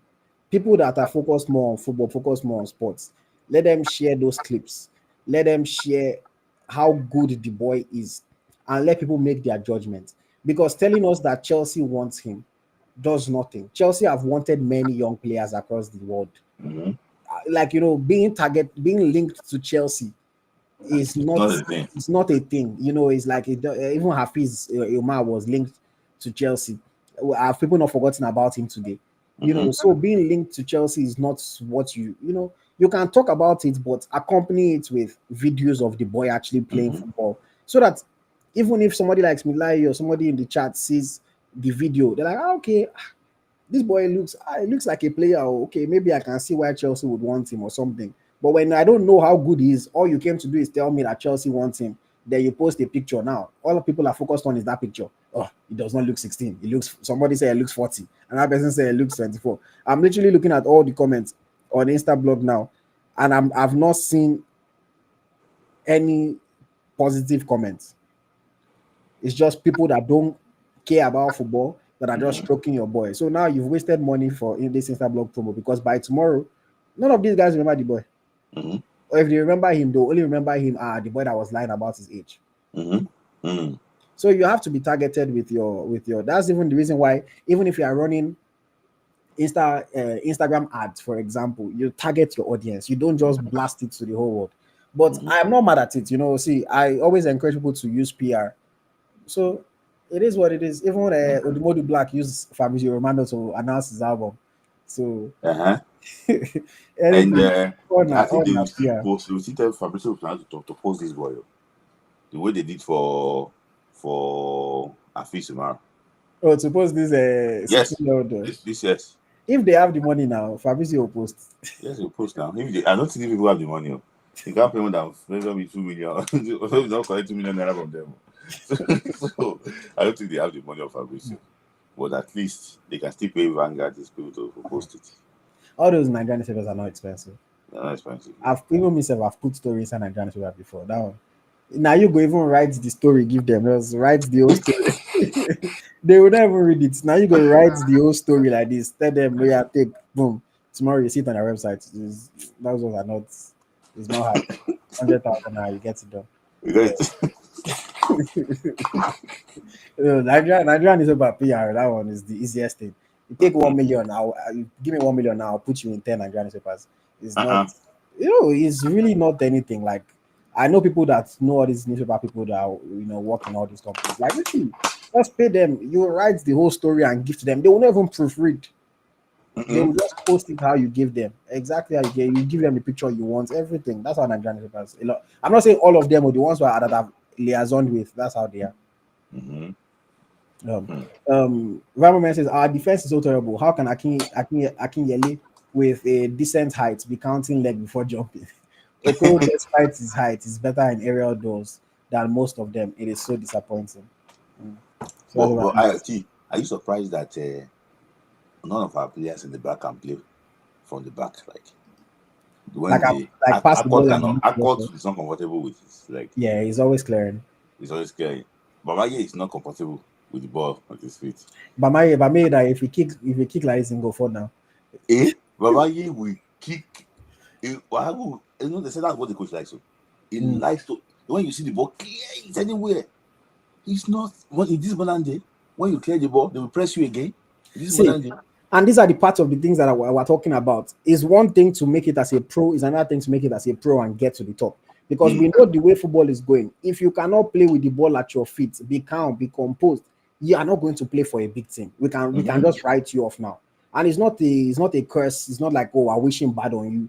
But look at it. Which big team doesn't have players that from defense they will pass?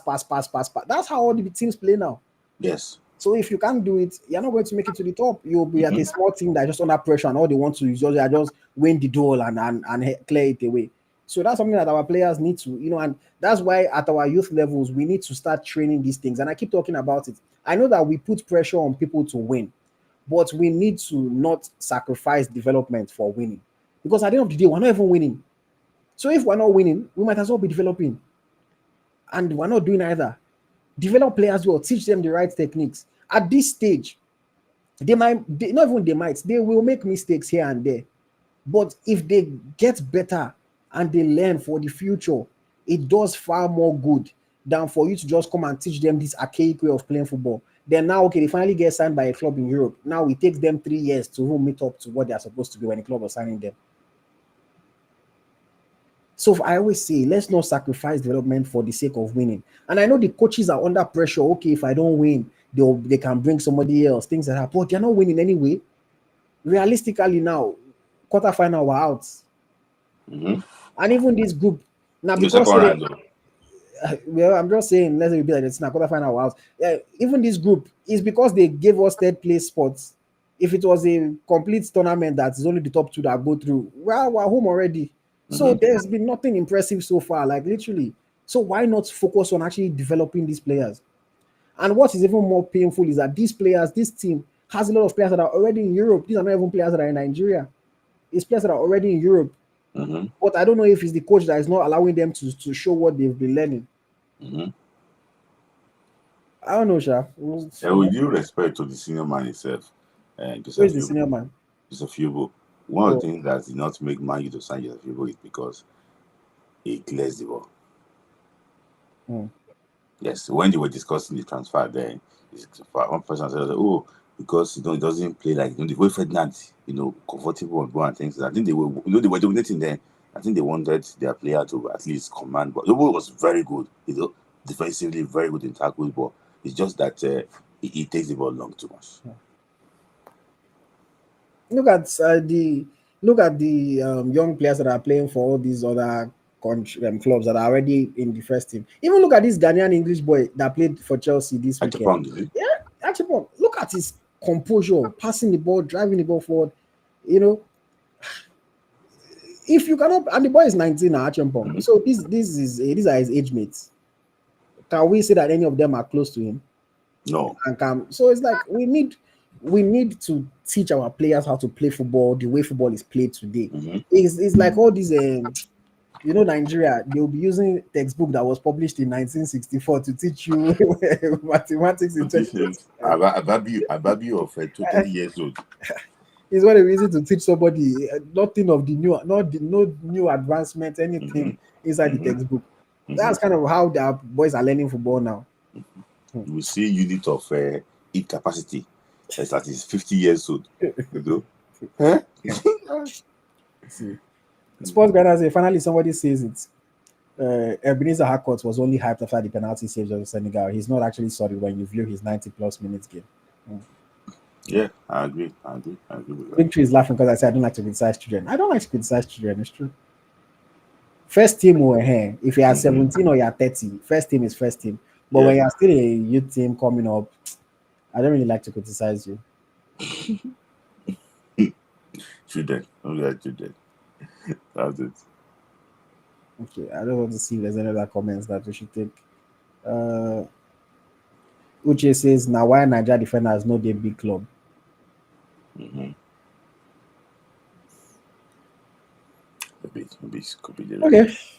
Let's leave on that 20. We're almost out of time. Let's go to the big boys, the ones that are supposed to be giving us joy.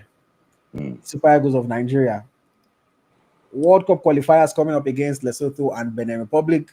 Big games that can make or break our year, our next 2 years. It's out of our hands. We need South Africa to drop points. But stranger things have happened in football. Anything can happen. It's not over until it's over. Whatever phrase you want to try to give yourself hope with, it applies here. So let's talk about the squad very quickly. 23-man squad was released. I don't know if I should. Let me just quickly run through the names. But everybody that is on the show, I'm assuming you guys have already seen the squad lists. Not that I want to run through the names. The thing is not open. Okay.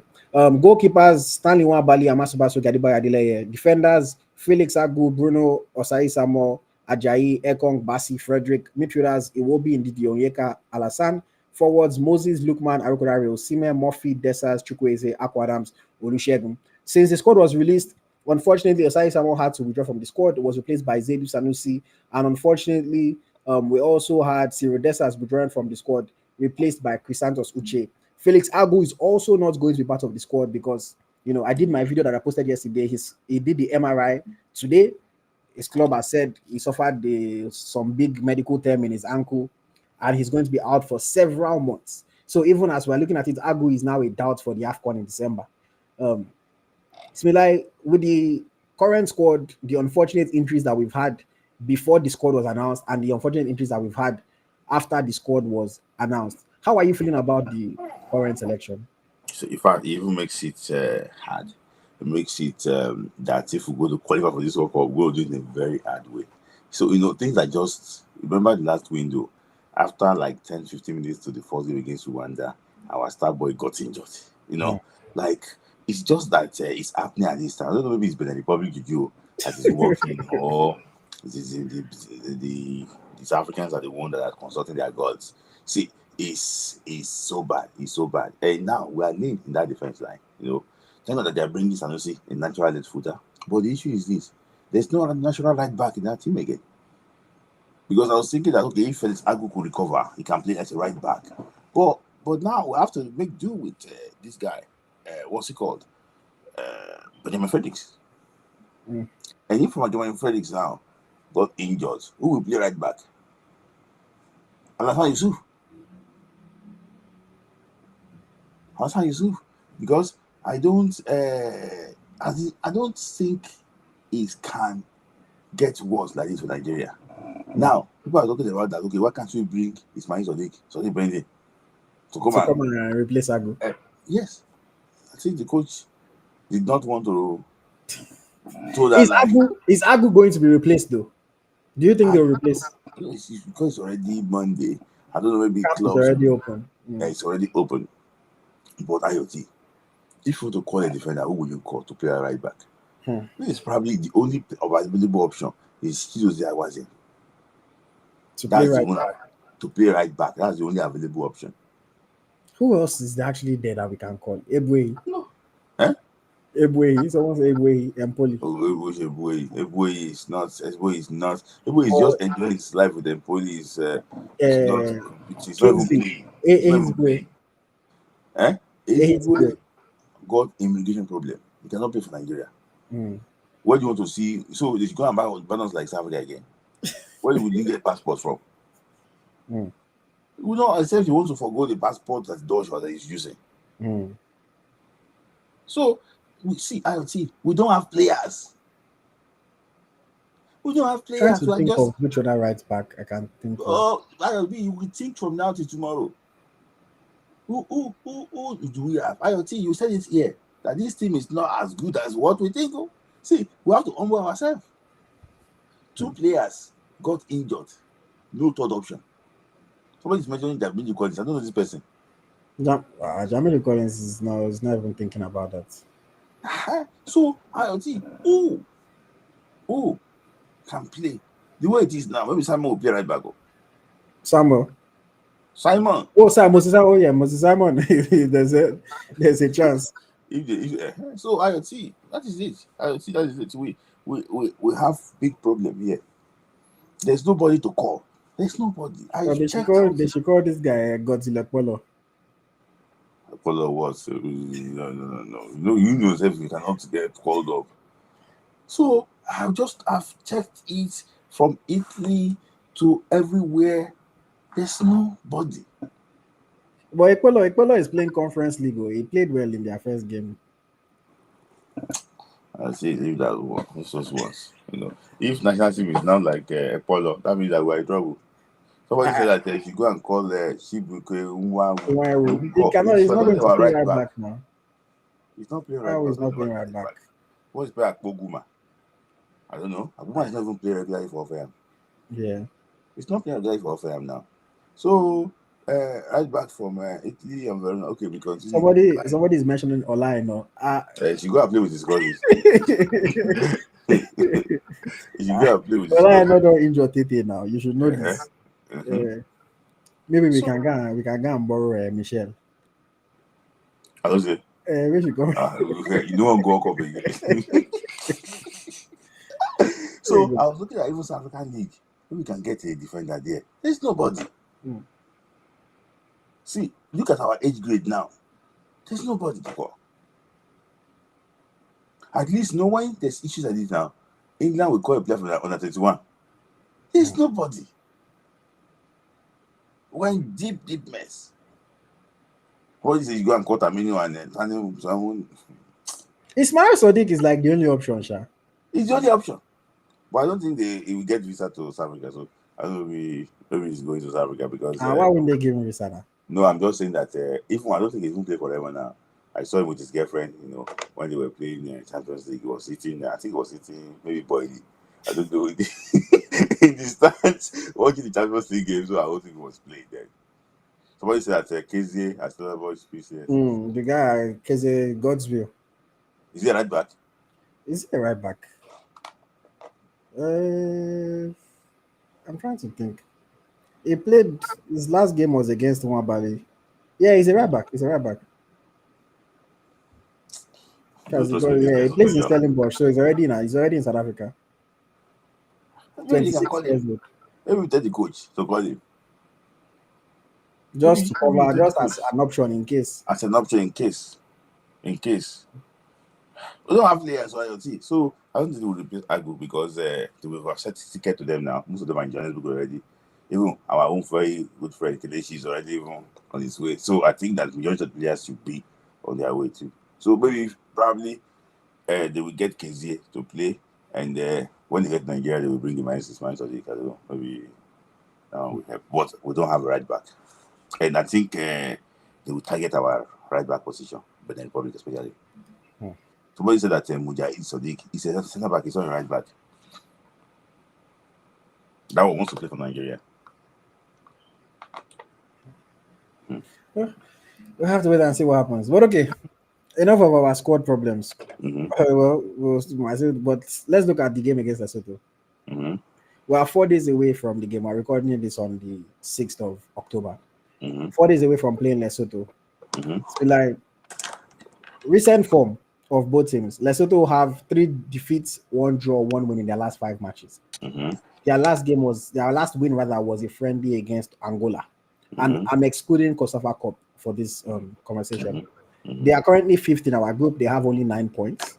They've only won 1 game in the World Qualifier so far, and that game was against Zimbabwe. Of course, they got a technical victory over South Africa, but on the field, they only won 1 game. It was against Zimbabwe. Mm-hmm. Nigeria, on the other hand, in our last 5 matches, we have 3 wins and 2 draws. Our last win was against Rwanda in September, and our last game was South Africa, the draw, the 1-1. We are 3rd in our group with 11 points. We can still finish anywhere from 1st to as far as 4th or 5th in the group. So it's still up in the air. Anything can't finish list. Okay, we can't finish. I mean, okay, yeah, 5th currently has 9. Yes, we can't finish 6th. We can't finish last, but we can still finish from 1st to 5th. FIFA rankings: Nigeria were 45th in the world, while Lesotho they are 153rd in the world. On paper, it's a mismatch, but the famous saying, "Football is not played on paper." And of course, we drew 1-1 with this Lesotho in November 2023. Shemi Ajayi had to score the equalizer for us in that game. Head-to-head between both countries. In the last 3 matches, there have been 2 wins and 1 draw in the last 3 matches that we've played against Lesotho. We beat them 3-0 in Nations Cup qualifier in 2021. Smith Layi, let me test your knowledge. Do you remember who scored in that game? With them what? 3-0. 2021 Nations Cup qualifier. Didn't Ojekuru score? No. No, I think Ojekuru played in that game. I think should I even remember? I think was scored. Etel was scored, yes. Etel was scored. Victor Osimhen scored? Osimhen scored. One more. Then, who was it as last goal? I know Etel scored from that rebounds things. I forgot it because the game was not clear. It was not clear because they played in Nigeria. The person that was showing the game was not concentrating on the game, so it wasn't clear. Well, I mean, you got 2 of the 3 goal scorers. The last goal was scored by Paul Onuachu. Okay, Paul Onuachu. Okay, and I know that he scored the previous game against Benin Republic. You know, in the that we won 1-0. Okay, and we also beat them 4-2 2019 AFCON qualifier. Yeah. Do you know who scored in that game? 2019. I think Osimhen scored. He got injured in that game. He was celebrating. Yes, he scored 2. He scored 2 goals. I think Chukwueze scored. Chukwueze scored. Yeah, Chukwueze scored because the combinations were so good then. Did you have any own goal? No. 2 goals. Who was that person that scored again? Oh, I don't know. I keep on missing one. Who? I'm sure if you guess, you'll get it. Adibo? No. I can't even crack my head. Alex Iwobi. Oh, Iwobi. Alex Iwobi. Yes. Osimhen 2, Chukwueze 1, Alex Iwobi 1. Iwobi opened the scoring. Yeah. Farmers be like, you're impressive the way you be remembering these things. But okay, so we're talking about the current form, talking about the head-to-head. Lesotho released their squad, of course, 23-man squad. If I start talking about the Lesotho players, with all due respect to them, almost everybody that is watching will not know who those players are. One fact that I think is interesting is that in their last 10 competitive matches, Lesotho have only scored in 3 matches out of their last 10. So they Odo, they lose 4-0, 3-0, 2-0, people, they don't score. And maybe their most key player, at least from my own point of view, maybe is Fotwane. I think his first name is Letololo or something like that. Fotwane. Nigeria squad, we already spoke about it. 23-man squad. We've made 2 changes. We have no natural right back. Lots of injuries. A thin midfield. So, Smith Layi, going into this match, how do you feel about it? And do you think that Super Eagles have any potential struggles, or should this be relatively smooth sailing against a weak Lesotho side? See, when you say weak Lesotho side, you're weak when you play against Nigeria. But we had the only thing that day was we had Francis Uzo as a goalkeeper. in that game. So I'm going to tell you that the majority of what happened. So in fact, if you remember that team, I know that this guy played Jamili Collins, that player that plays for us. Jamili Collins, Victor Boniface, Kelechi. Awawoli, Kelesian, and Joe, that the player that plays for Nigeria. Yeah, yeah. Then, but you can see that the team already changed more now. For me, I think there should be no worries if we can handle them the way they should be handled. I think that one thing that we must know, and what I think Nigeria should know, is that they cannot play from the back. They tend to want to play. They cannot play from the back. If you press them early, you're going to get the ball. But do we have the lungs to press them? I don't think. How many strikers can press them? It's only Ako Adams and Victor Sime that are pressing machines. I can press team very well. With due respect, so Ako is not a pressing machine. And I don't know, maybe it's thought choice now in Wolves, but it's not a pressing machine. So for me, we need to press them well. That's what the Republic did. If we score first, the floodgate will open. If we score first, they will want to come forward, they will make mistake in between. So from there, the floodgate will open. If we score 2 goals in the first half, the floodgate will open. It might even be forward of this thing. But if you don't score in the first half, we're in trouble. Because they will want to pack the bus. They'll be playing for South Africa, to actually work. They said they'll be playing for South Africa. Yeah, they'll play for South Africa, yes. So so for me, I think it should be a straightforward game for us. The pitch in Polokwane is very good. It's a very, very good pitch. So the boys not have problems, about trying to distribute the ball and everything. So it should be fine. In this type of game, you expect a player like Samuel Chukwueze to come to life. These are the games that should come to life. Like, it should come to life. So that, Alex Iwobi, Samuel Chukwueze, to come to life. For me, I expect a proper victory for Nigeria, against them. I don't think there should be any problem. But, as for me, I think the biggest player is Morani, Sekone Morani, the goalkeeper. Oh, the goalkeeper, yeah. Yes, sir. For Orbit College. See, they also tend to be a team they're very aggressive, in the way they show what they play. So they might want to cause some few for injury.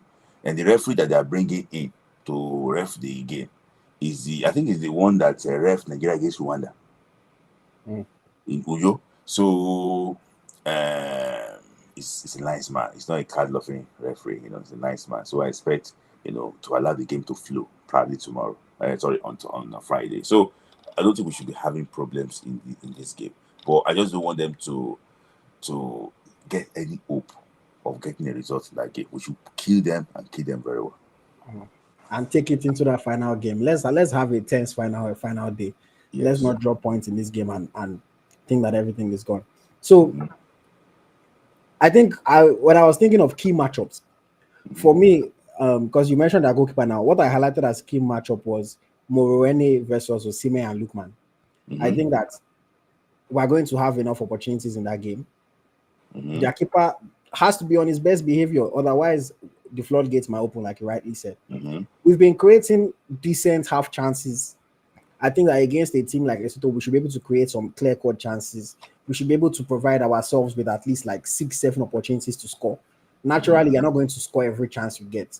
So I think we should be able to find a way to score 3 goals in this match at least. If we want to show the right intent, if we actually want to qualify for this World Cup, we need to come with that fire, come with that ginger, come with that energy, that urgency. Know that they have to go and do a job, and they have to do the job early, and they have to win convincingly. When these guys played against Morocco, they lost 7-0. We need to go and show. If you go Morocco, the Morocco won 1-0. Yeah, fair. But for me, I just think that we need to be able to go and show our dominance, show that we are much better, show that this is not our level. We need to be able to beat these guys comfortably. Yes, they might try to defend, they might try to stifle our attacks, but that's where our quality needs to shine and needs to show. Let's see how it goes, Shaz. Like, what are your keys to success for this match? For me, I think early go. We have to press well, early go. And I think that if we can press them very well, they are open to mistake. For example, I cannot handle the ball well. We should be careful of long balls, from the defense going forward. I think I don't know. Maybe I should say you start Ekong. For me, I just think that I don't want somebody to just beat Ekong for pace. That is my opinion. So I just think that we need a very fast central defender that can actually undo this guy called the name is called Kekesu Sidna. He plays for the Lesotho prison correctional service. That's where he actually he plays. So I'm not saying it's a prison now, but he plays for their correctional service. So part of the thing that the people know about this guy called Thabo Makele. If you know this famous picture when Mwabali was dragging defenders, I don't know if you know. Yeah. So one of them was actually a player from Lesotho. It's called Thabo Makele. So probably Mwabali would tell Osimhen, how to deal with Thabo Makele, that he's not going in this area. Maybe also to tell his teammates too how to tackle Stanley Nwabali, in goal. So for me, I think it should be it should be a happy ending, for us in this so-called qualifier group. I just think that we should be having 14 points, before we do the second, the preview against Egypt. Sorry, I say against the Benin Republic. Against the Benin Republic, yeah. Okay, what's your preferred lineup, preferred setup, given all the injuries and all the other factors? How would you set the team up?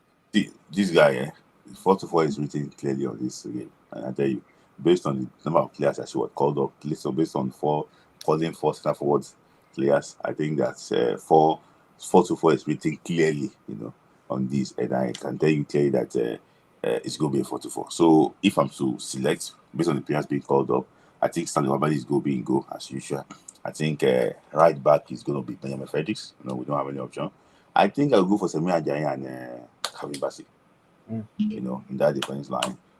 Left back would be Zaidu Sanusi.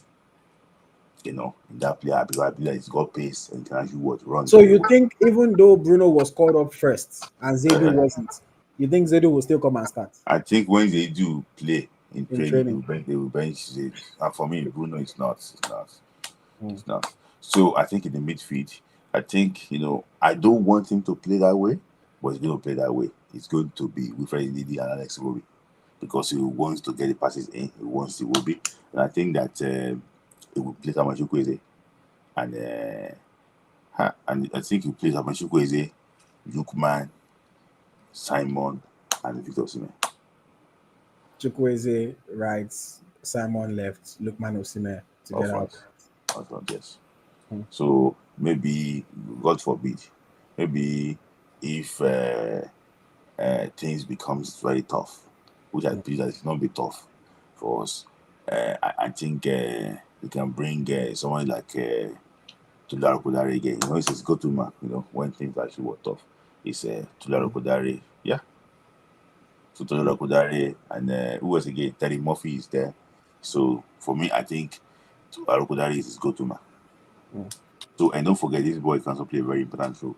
Olakunle likes the boy very well. Yeah, likes the boy very well. Yeah, I think the boy got called up instead of Nidela. He was thinking that Tela would be called up, but I think he didn't come from missing. I mean, he saw Olusegun in Russia, so yeah, he saw him in Russia. So Akko is the only person that is calling for the first time. Yeah, people are talking about business. For me, I think that the type of course when they course if Akisomilo comes in and performs very well.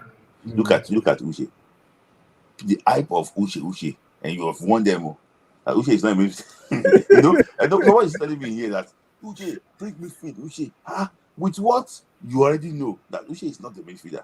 It's still conception about Uche. So he doesn't want to throw all these guys into all the people that wanted to fight me because I was saying it before. This life, that will respect you. If I was saying that this boy could play box to box. See, everybody say pay him now. Sometimes fact is very good. Nobody is talking now. Nobody can even talk. I'm not part of them. I can't talk now because the boy passed one boy. I was just like, no. Anuchi, I mean, it's a bit unfortunate that he's struggling to break into the. It's not even about breaking into the team. He's struggling to even play in Crystal Palace. Not even coming. They are bringing him on in the late hours of the game. We'll talk about it another day, Sha. I think for me, For the Benin game, I might set up differently, but for the game against Lesotho, I would also expect a 4-2-4, 4-4-2, whatever you want to call it. Um, I have to agree, Frederick is the one that automatically goes on the right side. I personally think that the coach will play Bruno. Honestly, I think the coach will play Bruno.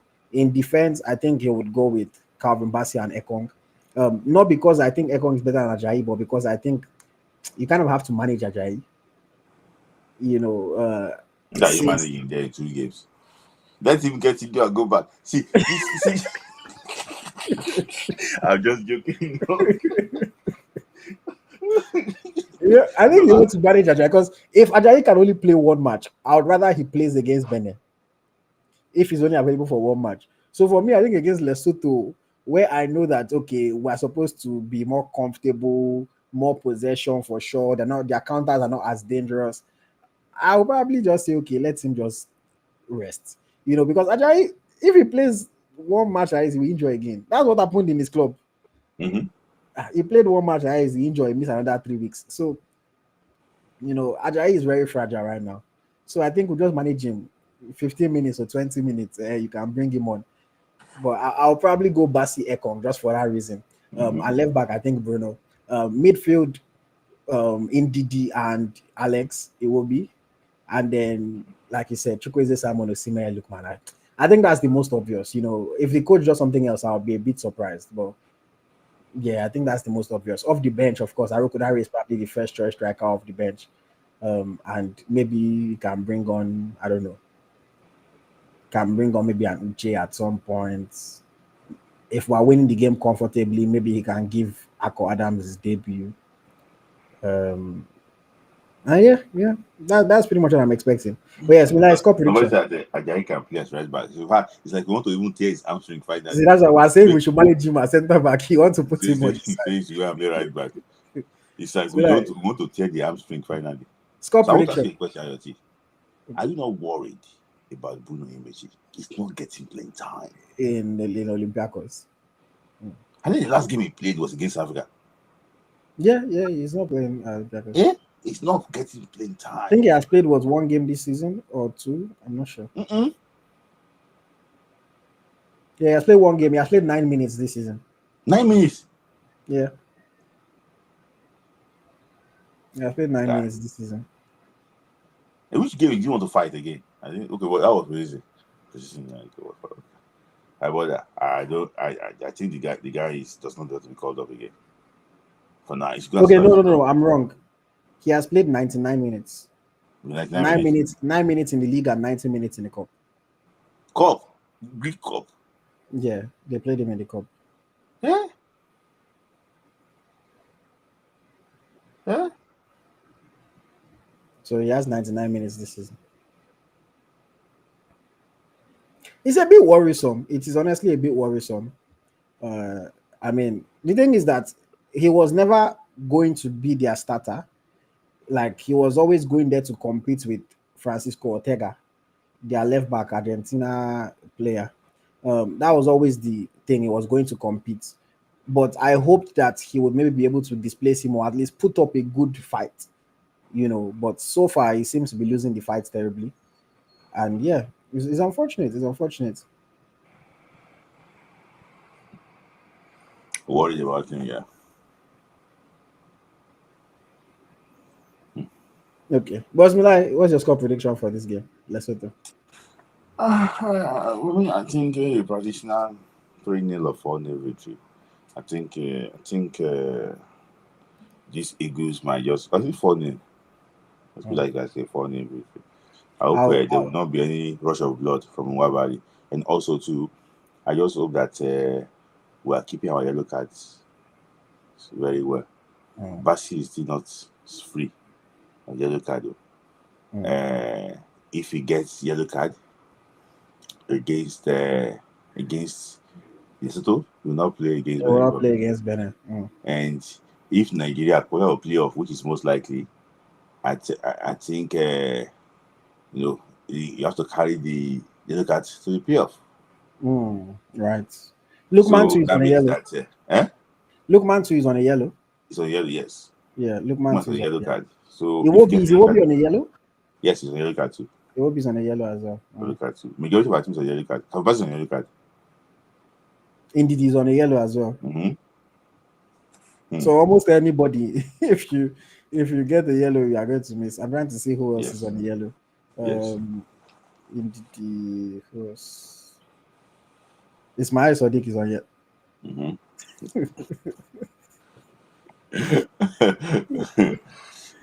Even Umar Sadiq. Yeah, okay. Osai is not here, but Osai is on the yellow as well. Yes, yeah. Ismail Sadiq is on the yellow card. Let's see. Mm-hmm. Okay, I think that's about it.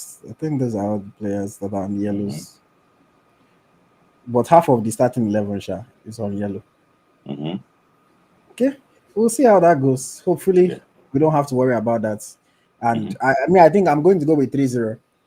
I expect us to be able to shut out Lesotho. If we cannot keep clean sheet against Lesotho, who are we going to keep clean sheet against? I'm tempted, honestly, I'm thinking more 4-0, but I want to be conservative a little bit and say 3. But if they can give me 5 so far, I'll take it. Let's just beat them confidently, and go to the last game. Someone say Alassane is on a yellow. Okay. So yeah, that's that on that. If you guys want to join us and share your thoughts, the link has been pinned. Click the link, make sure that you have clothes on, your camera is on, we can see you clearly, and you have a few minutes to share your thoughts on anything that we've discussed today, from under 17s, under 20 to Super Eagles. The floor is yours. Let me just quickly see if there's any comment I'll take to bring people on. No, I think Olu said something. Is that okay? He says Shell can never play Ekong as a starter for where. After that mistake that he made against South Africa, it be like I say Shell don't lose faith now. Because it's like sometimes it's like against Zimbabwe now you do me. Against this one, see sometimes these guys. Okay, let me bring in people to share their thoughts. I have Munachi. Munachi, welcome. Munachi. Hi, Uncle Smith Layi. That is always making me laugh. Good evening from here, anyways. So, basically, I would speak on the Nigeria Lesotho game. We have to win and win convincingly against Lesotho. The last time me and you, AyoT, spoke, I'd already lost hope, but just tiny bit. I'm still just hopeful that we can qualify. Then again, we have to win at home at Benin. There's something that we also have to keep an eye on. I think Benin and Rwanda play. So I think that would actually be a very, very big match. And hopefully we pray South Africa draws one of their match. I think South Africa plays Rwanda last, if I'm not mistaken. Yeah. And then we should also prepare for a possible playoff if top spot is not guaranteed. That's actually my take. Like I'm not fully convinced that we can go to the World Cup, but since they've taken off the points, then let's see what can happen there. For this Lesotho game, how do you feel? Let them not just go and do rubbish. That's my own prayer. If they can win 3-0, it's fine. If they can win 3-0, but my own is let us win convincingly. If it gets to that point whereby first half is 0-0, we're in a real big trouble. Okay, just off my TV. Very good. Okay. All right.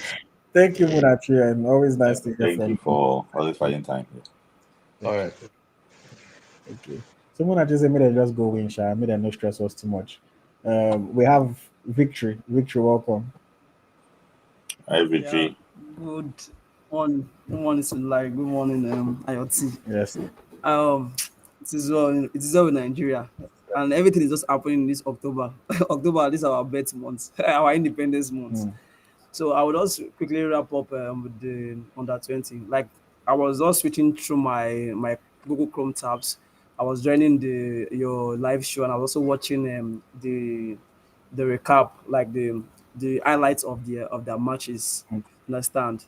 The each of the match this under 20 have actually played, they make attempts, like goal attempts. I think the last match they had 3 goal attempts that hit the crossbar on different side, 2 in the first half, 1 in the second half. So that's a good thing. At least they are creating chances, you understand. And I was scared going to the Colombia game. I was thinking Colombia will have actually give them a run for their money, but I love their resilience. They stood with Colombia head to head, and they were able to. The Colombia had it was an own goal now, right? Yes, the Colombia guy just shoot the ball, and you get. But the worry is still the same thing that they are creating chances, but bro, Barca created the chances against Sevilla, but Sevilla used their own and they whipped us 4-1 now. Yeah. So the end product is ability for you to score goal. Now fast forward to Lesotho game. See, I'm a Nigeria like a die-hard Super Eagles fan. You get the AyoT Smith Layi in the last podcast before the last during the last international window. Smith Layi was very very convincing and confident that we'll qualify. We also key to the hope also now, but you know Myself, I'm the key. the South Africa uh, the South Africa game was not bad. It was the South Africa game was not what will have caused us problem if we have done justice well with our Zimbabwe game and previous games. Do you get? South Africa game we did well. South Africa is one of the first 10 African teams you can actually hold to ransom if you want to play in their home. So having a draw in South Africa was not bad. You understand? So, but the thing is that the harm has been done before South African game, and that is what is haunting us now. You understand? So going into the Lesotho game, you understand the Super Eagles. You know if you just trust them, like we are supposed to.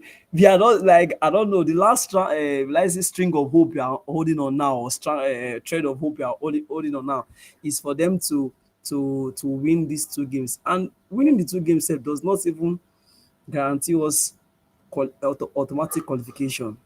And I don't really know how the playoffs is going to go because I heard one particular TV channel talking about the playoff is not only for African countries. We seem to go and play other continents. I don't know, is that true? We seem to go and play other continents to be able to Four teams qualify. from CAF will play a mini tournament. The winner from CAF will go to play the intercontinental tournament. That's a big that's a I think big if you can get draft. out of Like CAF, that's if you can actually get out of CAF, you can.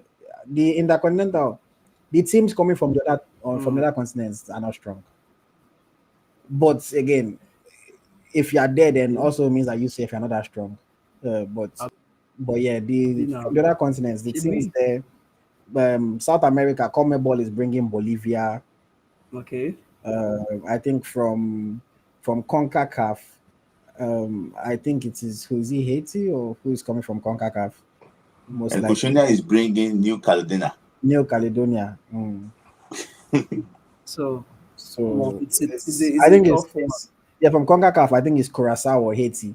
Mm. So they're not the strongest teams, but again, you still have to do your job against these guys, no matter how we can look down on them and say they're not tough. But I see, with the way they structure the international playoff, the 2 best ranked team will not play each other, which I think is going to be one from CAF and one from South America.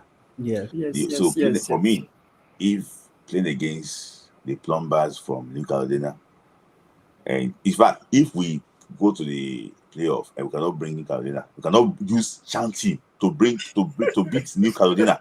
See, we should not play football again. We should You not, if we lie. cannot take Remo You to go and lie. beat New Caledonia, we should not play football again. This is where oh, it's a serious deal. It's a serious deal. I wish we are not in this state. Come on, come on. Look at Morocco are chilling now. Every Morocco, see, like Morocco now, their focus is on AFCON. Nothing concerned them concerning FIFA World Cup again. They make AFCON start when they start to the white people But they are still behind the calling cup. Hakimi now to come and play this qualifier, which they won't keep people. No, the thing is that it's nice you actually it's just I like German football team. This German, even if Germany is winning you 11-0, Germany will still want to score more. So that at least when you hear Germany the next time, they have instilled this fear in you. You understand? They've instilled this fear in you that come on, you cannot do anything. They've overpowered the country. So that's what it is. And why I'm not always scared of Morocco. I don't know why. It's just like this Moroccan team, they have this way of qualifying very, very well. But when it comes to the main competition, apart from the last World Cup, we saw them doing well. When it comes to African soil, AFCON, they've not really given me the the Moroccan feeling that okay, these people are actually powerhouse in Africa. You understand? But they know how to do well outside Africa, like maybe because of the pitches or the soil, I don't know. But when it comes to African soil, you see teams like um, Egypt. Egypt say that they haven't gone down. It seems like Tunisia. Tunisia can play Africa.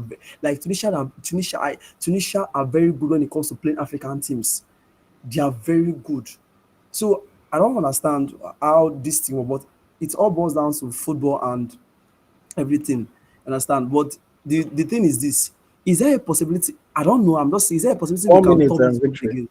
I know. I'm trying to We round can up. still we can still top the group. Anything if South Africa lose, yeah, we can still No, top the If group. South Africa lose against Zimbabwe, like Nigeria will top. mathematically, is there a possibility we can top this group mathematically? Yeah, that's what I 100. just See, said. Yes, if South if South Africa Africa lose lose, against Zimbabwe, just one loss, so we'll top the group.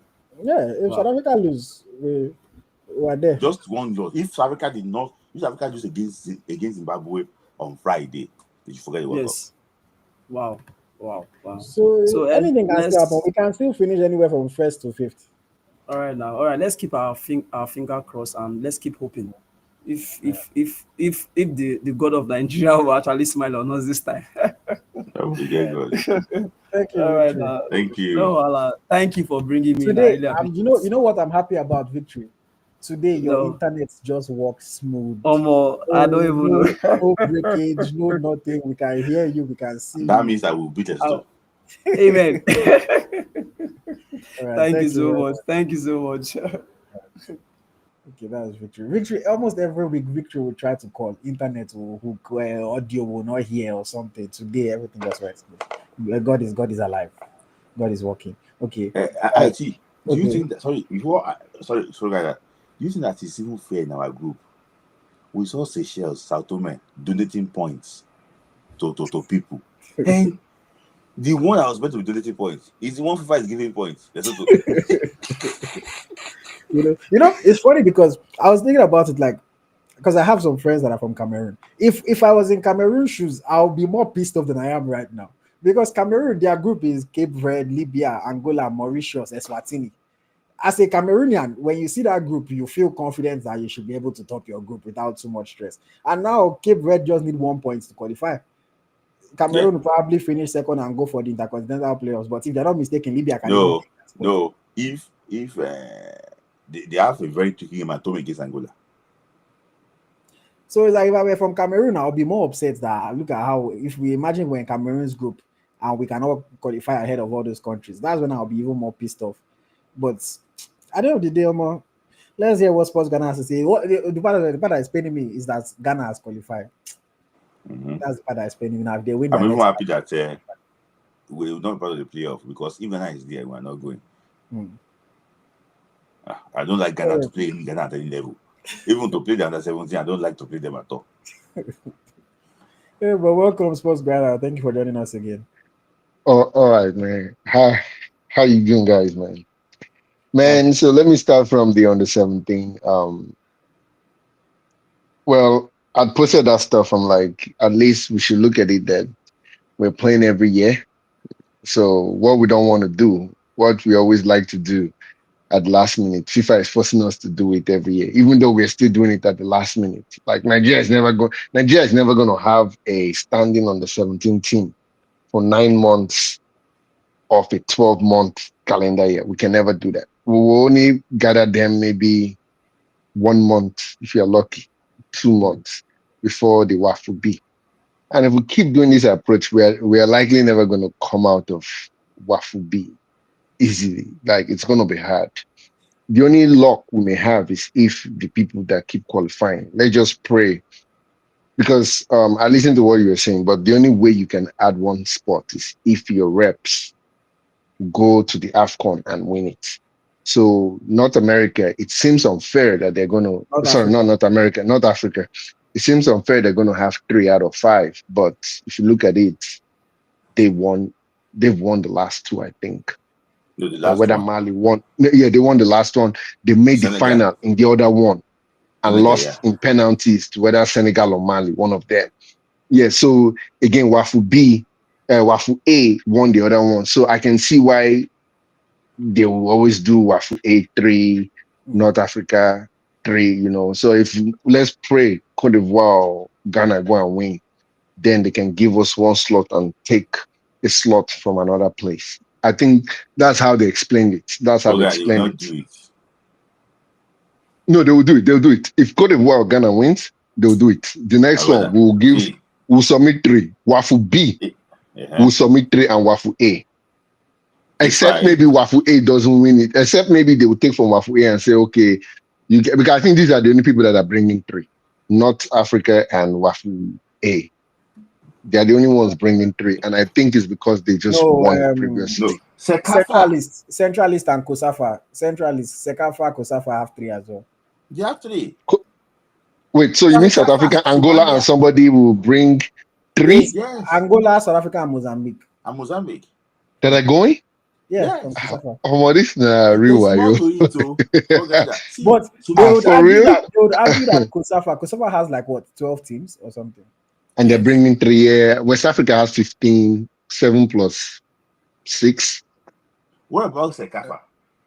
Sekafa has. Sekafa is bringing 2 now. It's 3, no. 3. Sekafa is 3. Somalia. Yes. 3 out of 10 for Sekafa. Then there needs to be a playoff somehow. There needs to be a playoff between Wafu B and someone. There has to be. It's like your vote. The vote you vote in Lagos is similar as vote in Abuja. So what matters to them is they just want to get people to represent. That's it. They don't care. Because if you look at the guys that, Central African Republic went one time and they were dashing points to everybody. Somalia was dashing points. Like, why don't the goal is to make it competitive? If that's the goal, is to make it competitive. But I don't know what they want, what they're trying to achieve. Sorry, talking your time. It's strategic. If 5 qualify from Wafu, they go to the World Cup. Mm-hmm. They know that. So that's the reason why. So if they go and give us 6 or 7, 6, 7 already will go. That means all of them will share 1. Yeah. They know. Because I think the last guys from Wafu A all made it out of the group stage. I don't know if they made it to the semi-final. No, sorry, from Wafu B. I mean, Gambia didn't make it out of the group stage, but the other 4 made it. And Gambia, if you look at how they gave it to Gambia, Gambia was not to go. It's backdoor. It's when they were saying, is it Nigeria, Gambia? So they didn't even have a good team to present. But at least, even if we don't make it there, somehow Ubade's team, some of their boys are in Europe. So my aim of saying that is anyhow, agents will still see 1 or 2 or 3, even from the Wafu competition. So it's not still bad. It's worse when you don't qualify and you have to wait for another 2 years. And then still enter the same cycle again of maybe not qualifying. What these boys now? And which club are they? Well, it's still the same kind of Istra, Finland, or those Eastern European club, Scandinavia, Division 2. So it's still the same thing, but I think at least they've left the shores of Nigeria. They're in Europe. They are not in Algeria or Libya. At least they're not in MPFL hotspots like Tanzania, Ethiopia, those kind of places. But to the under 20, this is one team I really I didn't have hope, but they've been playing a little better with every game. Like against Colombia, they did play well. To my surprise, they did play well. It's patternless football, but those guys know how to create chances. Something Super Eagles don't do. They know how to create chances, but they don't just take it. So they may win Argentina. This team can bounce off to the semi-final. But my whole goal is not looking at how far they go. It's who are the players that will transition. With every passing game, I really don't see who will transition to Super Eagles. Maybe Ochoche has a chance. Maybe in the middle, if Ayuma polishes himself in the future, he can transition. Then Areri. Areri is another bright spot. That Sunny guy, I'm not really sold on him. Everybody says Sunny, but he doesn't play intelligently, like at least from what I've seen. Then when it comes to the Super Eagles, I wanted to ask. I read something that some of our players may have visa issues. Is that correct? Like it's been spreading around a couple of groups. I mean, To is go to it? South Africa?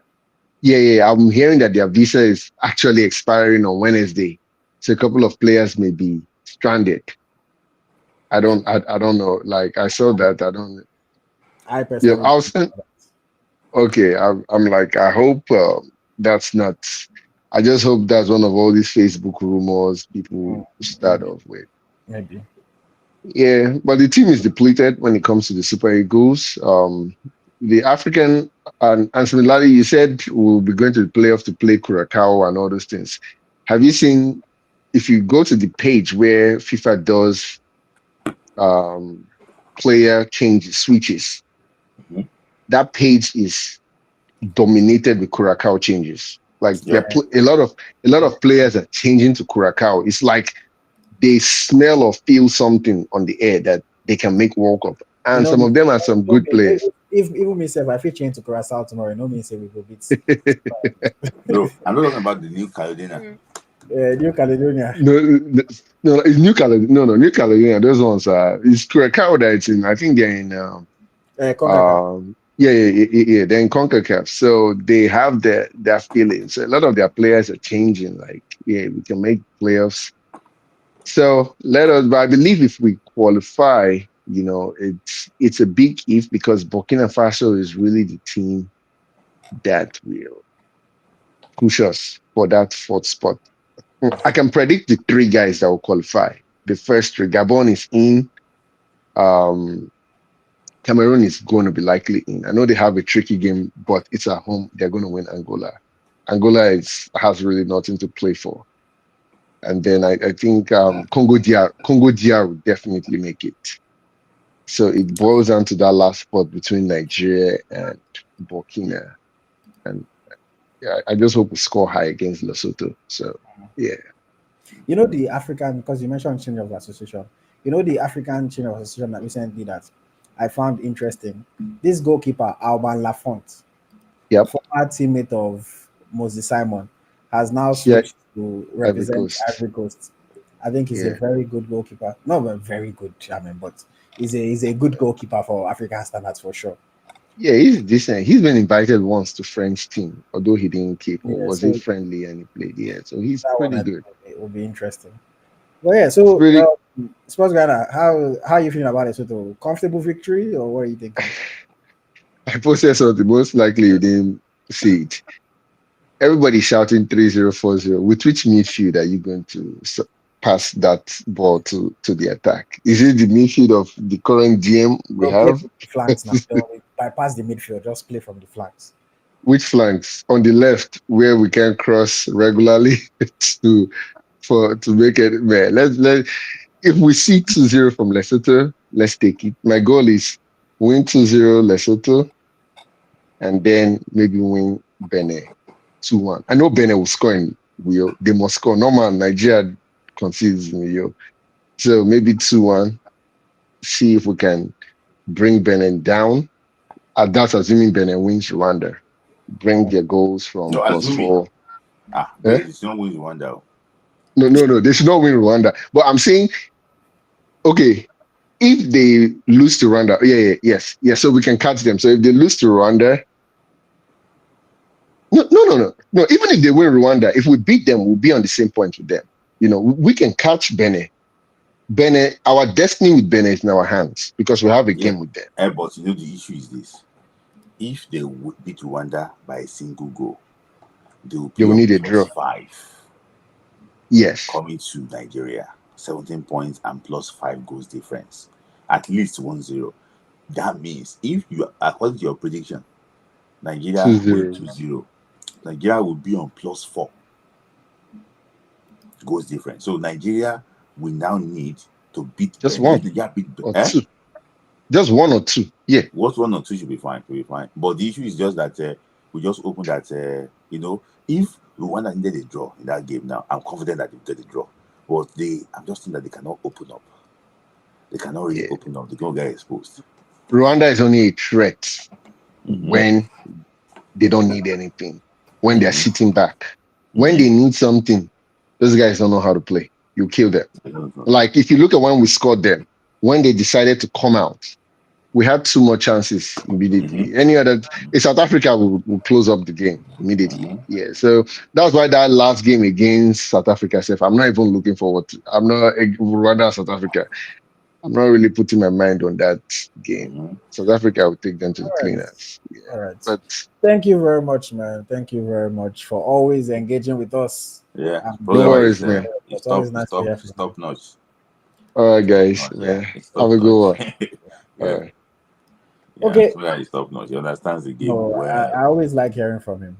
He understands the game well. Hopefully, with our there's so many things I couldn't point to, but he's researched well. Like I don't know his professional, but maybe probably a university professional. I don't know. He researched well. So yes, guys, let us know your score prediction for Lesotho versus Nigeria in the comments. Let's know your score. What you spend 2 hours 30 minutes? Yeah, we've been here long over time. It's always the live stream. When we do this podcast, we record it live, obviously.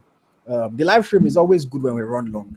The people I always feel bad for are people that watch it on demand, because when they are going back to watch it now, they have to sit down for 2.5 hours. It feels a bit different from when you're engaging live, you're commenting, you're joining the conversation. But nevertheless, I'm sure that they would enjoy it. I'm sure that they will watch it.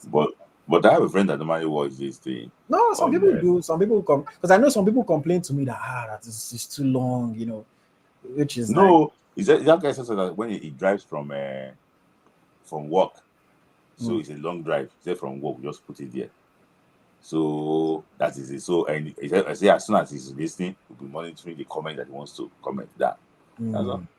It's also it seems sometimes, for example, now Randy Ward's interview, I think it was 1 hour plus.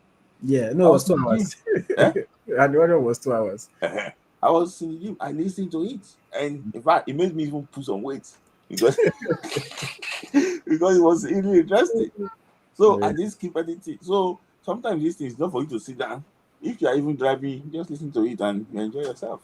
Yeah. Well, yeah, I said I have an interview coming up with what's his name? Chibuike Nwayo. Yes. I don't know if I should play the trailer. Yeah, play it now. It's not, because it's still far before the video itself will drop.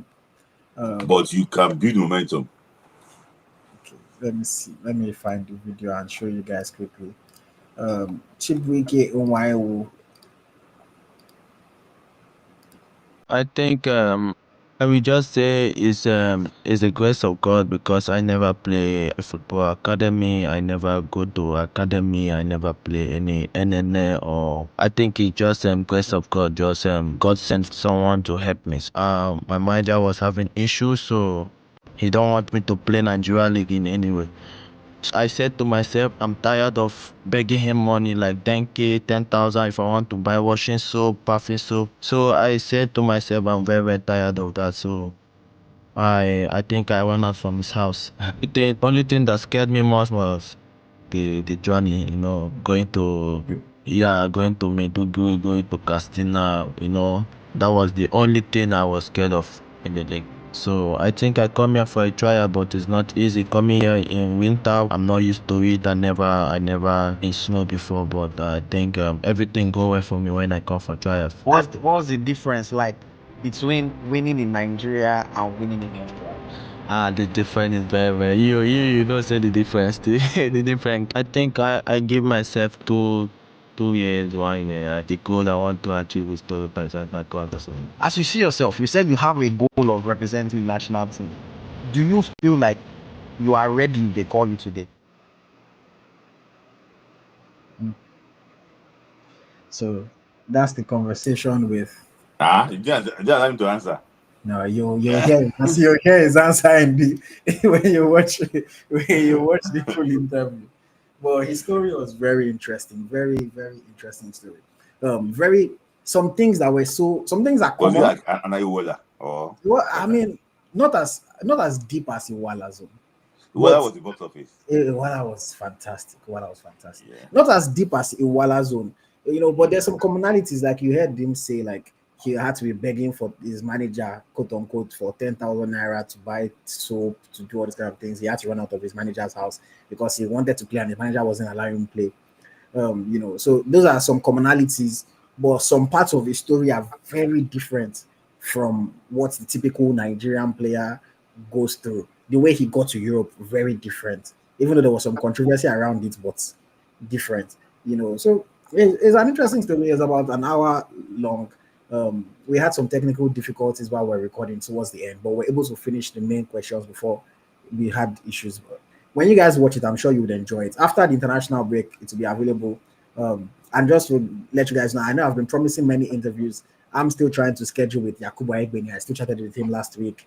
We're still trying to schedule that. So maybe people will go on Yakubu's Instagram page and go and comment. Please, guys, please. If there's one thing that you can do for me right now, go on Yakubu Aigbeni's Instagram page and just go and be commenting that we're waiting for your interview with Eagle Striker. Wait for your Eagle Striker interview. Maybe if he sees pressure in his comments, he will finally come and schedule the time with me. So please, guys, help me do that one. Comment on Yakubu's page. I'm waiting for his Eagle Striker interview so that we can schedule it down. Rashida Ajibade is coming. Ashley Plumter is coming. Leon Balogun is coming. I'm trying to get Ifeoma Onumonu as well. That one I can't promise it, but I'm trying to get Ifeoma Onumonu on the pod as well. Sani Keita has confirmed we need to schedule.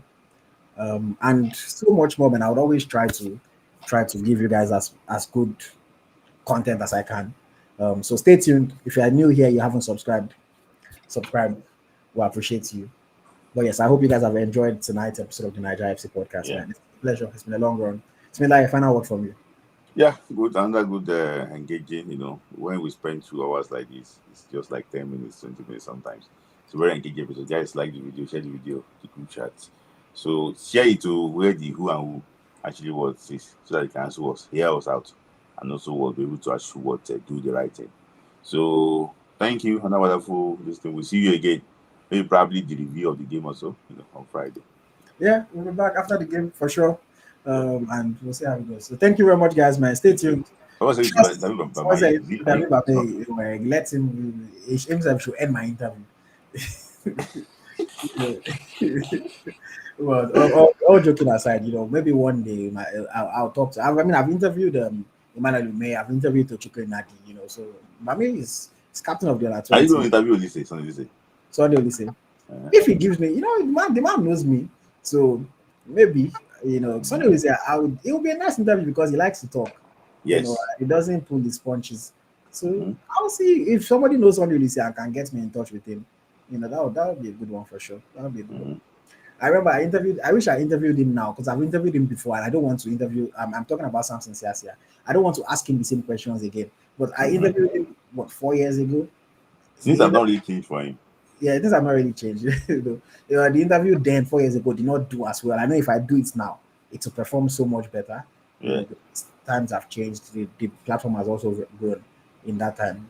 But yeah, lots of interviews to come, guys. Anybody want me to interview, just go and be tagging Eagle Striker in their comment section. Let themselves see it. As I said, with Yakubu, go and disturb his comment section. Yeah, I'm waiting for your interview. And then we'll finally come and schedule with me. I will get it done. But he has promised, so I'm going to hold him to it. But yes, thank you very much, guys, man. Thank you very much. Enjoy your evenings, enjoy your nights, your mornings, afternoons, wherever you are. This has been the Naija FC Podcast with me, AyoT, and my co-host, Smith Layi.